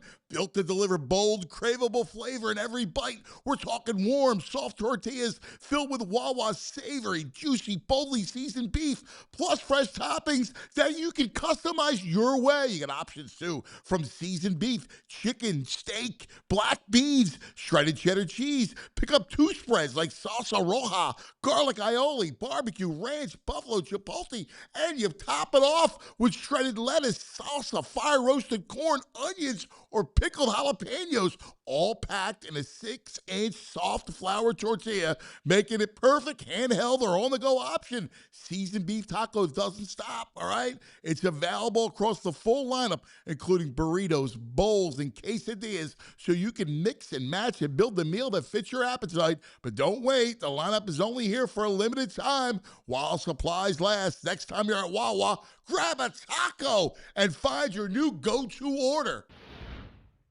Our buddy Bobby Farrelly with us, the iconic filmmaker. Bob, you Hey, hold on. Let me interrupt. You just did the promo for Valley Forge, and it made me remember something. That's where my brother Peter was born. He was born in Valley Forge, Pennsylvania. Yes, it was funny. I remember saying that. I was like, so your parents moved? My dad was in the Army. Wow. Yeah. Oh, that's awesome. I was born in Fort Bragg. We were both born on Army bases. Yeah. Get out of here. Oh, that's wild. Was your dad stern? Like, was he stern? Was he that military kind of dad? You know, my dad was a doctor. He was a oh, right. I did know that. Medical guy. So I don't, he wasn't a drill sergeant in the Army or something, but yeah, he was in the Army. So yes, he was stern with us. And a lot of people think, oh, you guys must have been the biggest, goofballs in school and all. We were, but we couldn't be the class clown, because if we went home and he found that out, he'd be, we'd be in more trouble at home. So we surrounded ourselves with people who made us laugh. We were not the class clowns, but we loved hanging out with those guys. So just I can see that. Yeah. That's where all our stories come from, is just hanging out with characters. Well, isn't it like, you drew a lot of inspiration from the New England, Providence, obviously. And, and in Philly, it's kind of like I've been around these characters, right? Like my whole life, and I see them, and I could, and how they just leap off the page, and some are organically funny and some are scary. And the beauty is your surroundings, and you obviously it was such a part of you.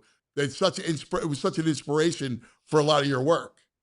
Yeah, we grew up in Rhode Island, which is sort of its own, microcosm. But between Rhode Island, Boston, Jersey, Philly, it's like that's where the real characters are, in my opinion. We both moved out to California later on, and it's fun and all, but you don't come across those kind of marinated characters that you get back home, and just and they're sort of embraced. They're just part of the fabric of everyday life. So you don't even think, oh, that what a weirdo. You just think, oh, that's Crazy Charlie. You hang out with them, and you get a lot of for writers, you get a lot of good stories and good ideas from those kind of guys. But Philly's its own beast. You guys are the best. You guys are the craziest sports fans I think of anywhere, right?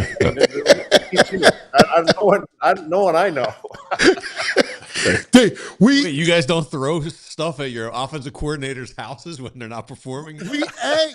We should have at the last Super Bowl. These crazy people egged the house of Kevin Petullo, who was the OC last year. They egged his house. Like, when you say they, do you mean you two and wearing masks? Oh, it's the best. So you got Driver's Ed on demand. Yeah, just came on Driver's demand. Ed. Yes, it's on Prime. You can, it didn't, they don't really release comedies in movie theaters anymore. It's very rare, and so this was released in a few all across the country. But it's one of those ones that you can go to Prime and find it. It just came out. It's a high school comedy, and it's set in modern day high school, and it felt like it's very much like to me the feeling of those old. I was trying to recreate those John Hughes movies like Breakfast Club and Pretty in Pink and Ferris Bueller and that thing when going to high school, Ridgemont High, like where capture the fun and the funny of going to high school. Nowadays, you see these kids for that age, and they're very dark and into really weird stuff. And it's not the comedy ones, the Euphorias and all those. They're weird. And to me, as an older person, but I wanted to try to capture the fun and the funny of being in high school. And I think we did with this. It's in the story. We got this one kid who's a senior, Jeremy, and he right in the middle there, Sam Navola, great young actor, by the way. He's just starting his senior year, and his girlfriend is off they live in North Carolina. She's over in Chapel Hill. She just started her freshman year in college. So what's going to happen. She's going to break up with them. She doesn't want to be going out with a senior in high school while she's in college. And he can feel it. He can feel it coming. So he's taking this driver's ed course with these other three characters, and he panics, and the teacher's not there, and he steals the car, and he's going to go race to college to try to prevent the girl, talk the girl out of hopefully, breaking up with them. And so they go on this adventure. The three other kids go along with them reluctantly, but they do go along, and it's a full day and night on the road, and just this hijinks, and very funny, but very heartfelt too. So I'm proud of it. I like it. It was a lower budget movie, but it was a lot of fun. We got Molly Shannon and Kumail Nanjiani playing teachers and the principal. So it was. That's awesome. Yeah. I love it. I think you'll like it, actually. I really love do. it. I can't wait to watch it. Like what you have in your comedy, there is a lot of feeling, like, which is beautiful. Because it's so funny, but there's the undercurrent of feeling, which I like. Yeah. When we were doing right before we started making our movies, the guys who were making movies were like the Zucker brothers, and you remember them. It was all sight gags and fun, and we love those guys. They were really, really funny. But there was something in it where it was like they were never quite real people, And so when we thought about doing ours, we thought, well, we're not doing those sight gags and play on words quite as much as them. So we want to make sure that our characters in our movies are real, and the way that they're real is if they hurt sometimes, and not everything is funny. And so we always wanted to just blend a little bit of heart with the funny, and the funny works better when you do care about the people. In Dumb and Dumber, there's a scene at the very beginning where Jim Carrey he's talking to Jeff, and he's talking about how he has nothing and no one, and he kind of gets emotional at the window, and it's a very kind of a serious scene, 10 minutes into the movie, and the studio people came to us and said, what are you doing? Why would you possibly put that in there? This is a comedy. Nobody wants to see that crap, right? And we're like, well, listen, in the very next scene, he's selling a dead bird to a blind kid in a wheelchair. It's like, if you don't like this guy, you're going to be like, what an asshole. Right. Right. So we wanted to make it so that you like the guy, you get him, and then that it frees you up to for his foibles and to do this stupid stuff that he does. And so that kind of always became our formula, is that, it's got to be, it's not just jokes. It's got to be some heart in there too, some things you really care about. I think it's brilliant. Shallow Hal, right? Like, Yeah. same kind of thing. Well, this one here, this is a driver's ed. There's a lot of it. It probably leans even more towards the drama, but it is fun. It is funny. The kids in it are really funny, but it's very real. They're not goofy kids that don't exist. These are guys who actually, they're very real. They're very real high school kids right now. Hey, Bobby, are you guys big road trip, brother? You and your brother big road trip guys? Your early movies all had road trips in it. This is a road trip movie. I love a road trip. I do. I literally just I spend the winter out in Idaho. When we did our call, you were driving west.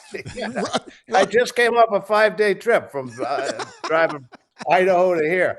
Pete and I Pete's driven cross country probably 25 times. Wow. Okay, because we live in California, so it's like, all right, I'm just gonna hop in the car. It's a commitment, but you get in that car and you do a lot of thinking. You just do. There's nothing else to do. Drive and think.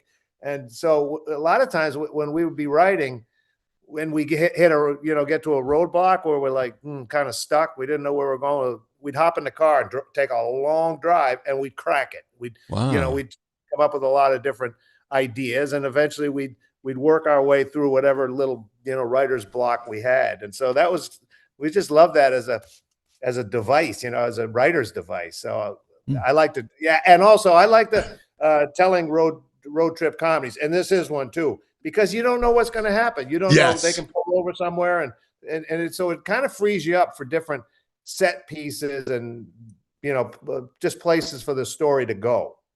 Totally. Hey, you got two more minutes? Sure. Okay, good. All right, we just got to do one more quick break, and then I want to ask you about working with your brother, like what that whole feeling is. Like the sibling piece of it is really interesting. So just give me 1 sec, and we'll get right back to you. We appreciate Bobby's fascinating.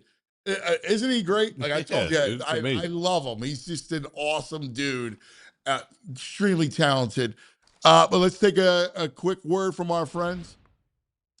Dick's Sporting Goods, that's it. From the soccer tournaments down at the complex to baseball games happening in your own backyard, summer sports officially in full swing across Philadelphia. Whether you're getting ready to cheer on your favorite team, getting the kids to hit up the field, Dick's Sporting Goods, your one-stop shop to everything you need this season. Jerseys, fan gear, all the equipment, the glove, cleats, bats, balls. I talk about it all the time. My Massimo's bat bag is worth more than my car. All right, everything you need for whatever sport you're playing this summer. Easy to stop by your local Dick's Sporting Goods store anywhere around the area. Shop online at dicks.com before the next big game, whether you're heading to the stadium or just in the backyard, the neighborhood fields. Make your first stop Dick's Sporting Goods, because summer sports starts here.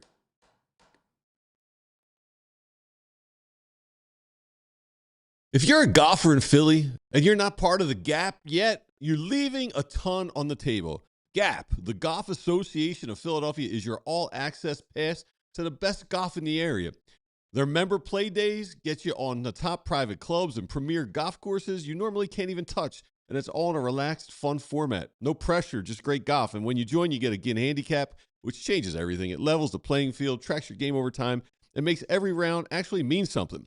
Plus, for a low annual cost, you unlock access to events, championships, discounted tee times in the entire Gap network. It's the hub for amateur golf in the greater Philadelphia area.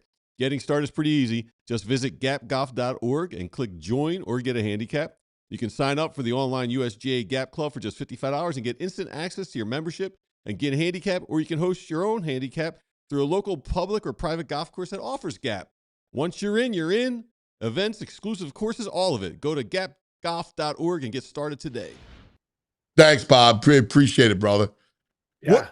What's it like working with your brother? Like, did you guys say, hey, let's do this together? What's that whole dynamic?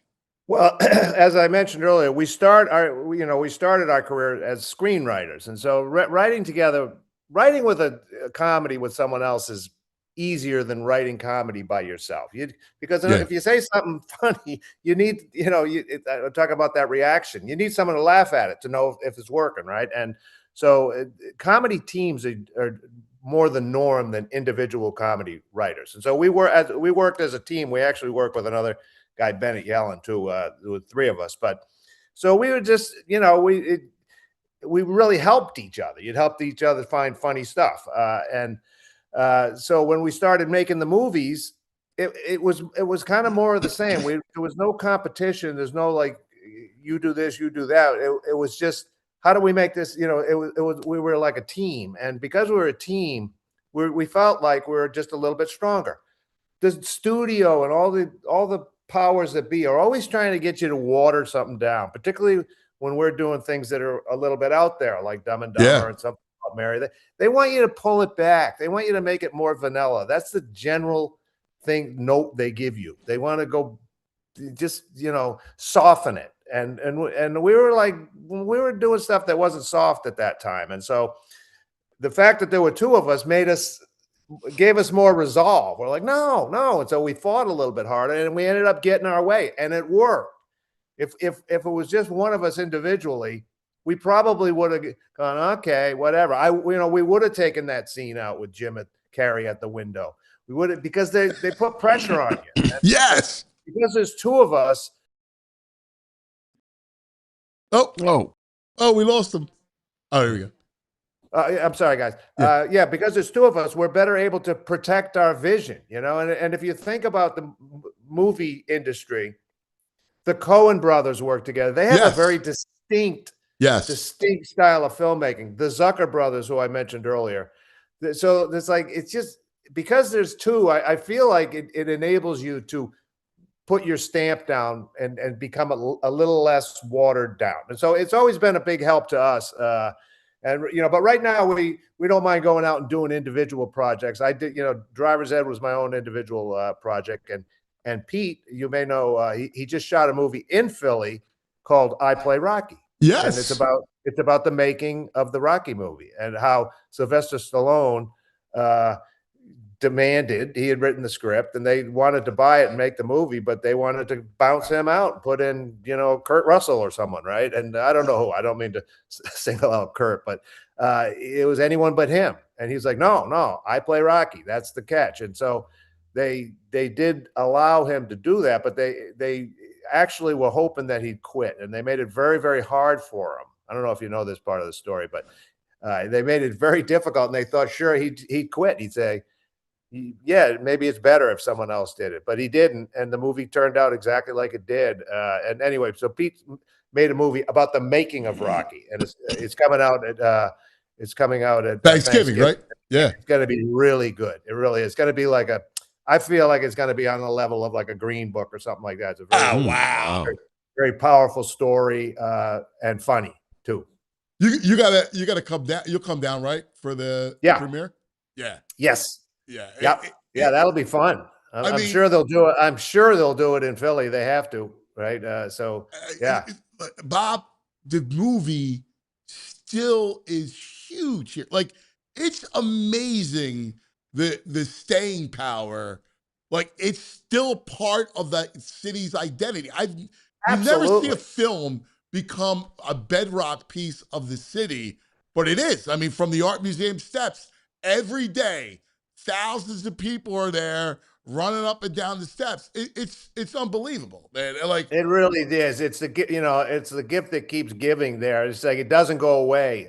So it's really something. Hey, I'm going to shift gears here. It just made me think of something because I saw Stallone the other night in this documentary I watched. Have you seen the Hulk Hogan documentary? No. It's on Netflix. It's freaking good. Really?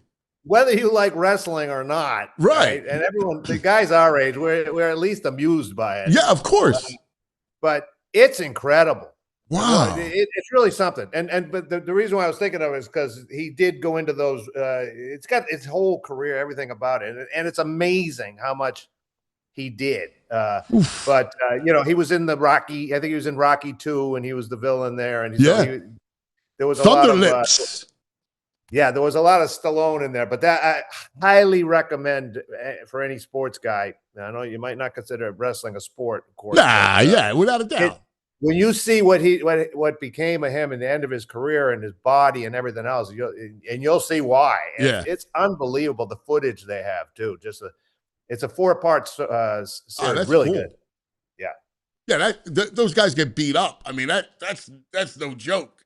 With those guys that can really get hurt, like your knees and your back and all that. Oh, they got a shot of him at the end of his life with his spinal, X-ray, and it's like, oh my God, damn, he went through a lot. Hey, last thing, I'm just curious. What are your favorites? If I said to you, your 5 favorite films, and it could be, you could have some drama, some comedy. What's your favorite? Wow. I'm no movie ever had a bigger impact on me at the time I first saw it than Jaws did when I was in the movie theater. Wow. Yeah. And I had read the book Jaws, Peter Benchley book, and it was a good book. It was a big hit and all that. But to take a book and make it even way better, because a book is usually better than a movie because you can describe it. But this one is like, no, it was just so visual, and the music and dun dun dun dun, all that, everything that Mr. Spielberg did was just incredible. And we all know too that he did it because things weren't working, and so he sort of had to finagle his way, but it worked so beautifully. So that was the number one most important movie for me ever. I wouldn't go in the swimming pool for the rest of the summer. Well, and it's right by you, right? Like, the water. Yeah. But I don't know. I like Butch Cassidy and the Sundance Kid. I like some of those old movies. Let me think. I wouldn't. You'd probably be surprised that it's not a bunch of comedies. I loved Animal House and all those too. But maybe another one is Cool Hand Luke, another Paul Newman movie. Wow. Love those movies. Yeah. Yeah. Who's your besides the people that you've worked with, we'll put them on the side, your favorite actor that you would say, like, I just have to watch one of their films? Wow. A good one. Sorry, nothing to come into mind. No offense. How about this actor? Do you like the Boston theme? Like, if you look at Damon and Affleck, right? And I guess you work with Matt, like the Boston stuff. Did you enjoy like that? So there was also a little movie in Rhode Island, Federal Hill, which I liked a lot. Yeah, he's a friend of ours, Michael Correnti. He's a great filmmaker. But I love that because it captured it did a really good job of capturing life there in a really good way. The thing about those Boston movies is that sometimes it gets a little stereotypical. Yeah. The accents, and they have to say car, and like they'll just say certain words that that they're saying it just for that accent. I like it when it's more authentic, which I thought Federal Hill was. It was like it did a really good job of just capturing that world of people who live in Providence. Providence, Rhode Island. And I don't know if you've watched any of the Real Housewives of Rhode Island. I don't know if you're a Real Housewives fan like I am, but that's all he talks about. He never shuts up about television. Housewives. I miss those, bro. That's it. He's just always about the housewives.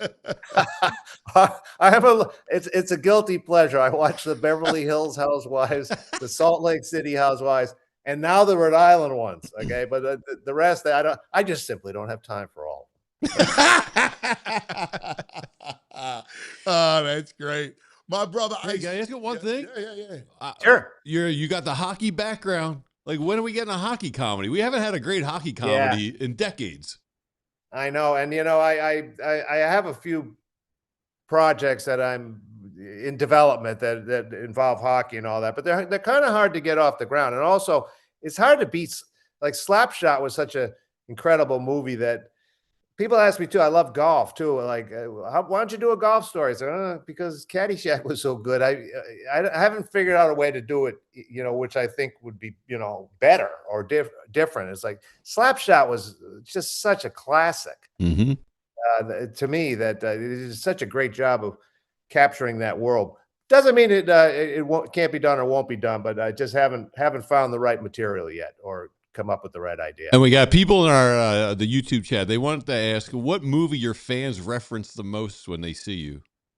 It's definitely Dumb and Dumber. Yeah, like, look, you can't watch an NFL Sunday without someone saying, "So you're telling me there's a chance?" Or a lot of other It's like it never goes away. There'll be the kids at the prom and the tuxedos and everything else, and it's our Rocky and Philly thing. Yes, it never completely goes away, and it's just so much fun that it never goes away. I mean, that's awesome. That's what an accomplishment that is now 20, almost 30 years old, right? Like you're 25 years old, and it still is 30, almost 30. Yeah, like that's awesome. That's a great accomplishment. We had that script, and everyone read it. Everyone at every studio. Anyone we met, we'd give them the script because we just thought this is funny, isn't it? And nobody would make that movie. Nobody. Mm-hmm. And so even when they made it, even when they did agree to make it with us, they had no idea. They had no idea that it was any good, or that it would have a life. None. So it's that's the thing about Hollywood is people don't know. They don't know. Like you don't know. You could have a hit on your hands and you don't know it, and you could also think something else is a masterpiece, and the audience doesn't agree. Yeah. It's fascinating. Bob, you're the best, man. You're just a blast, brother. Thanks so much, man. Thanks. Fun to talk to you. Fun to hang out. You're the best, brother. Bobby talk Farrelly, what a guy joining us. Really cool. Yeah, man. And like as a writer who's always hustling stuff, it's good to hear. Like 8 years he had that script. Gives you some hope. Yeah. You think? Every day I'm like, anything? No. Yeah. At least you got people texting you about yours. Jules Rules. That was fun, man. Yeah. Julia. Great job. So let me just say this before we get out of here. Yeah. Where was it? Elliot Friedman.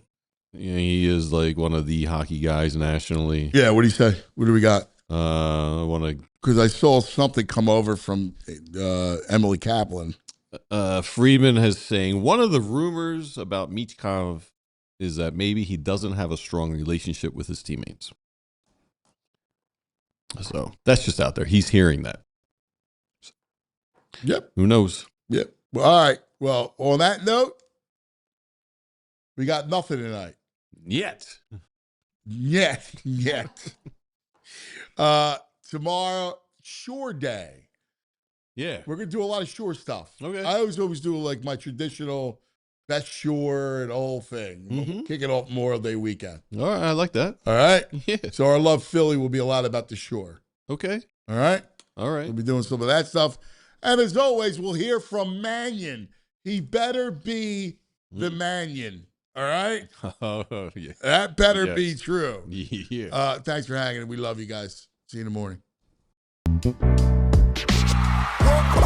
We all silly like the mayor.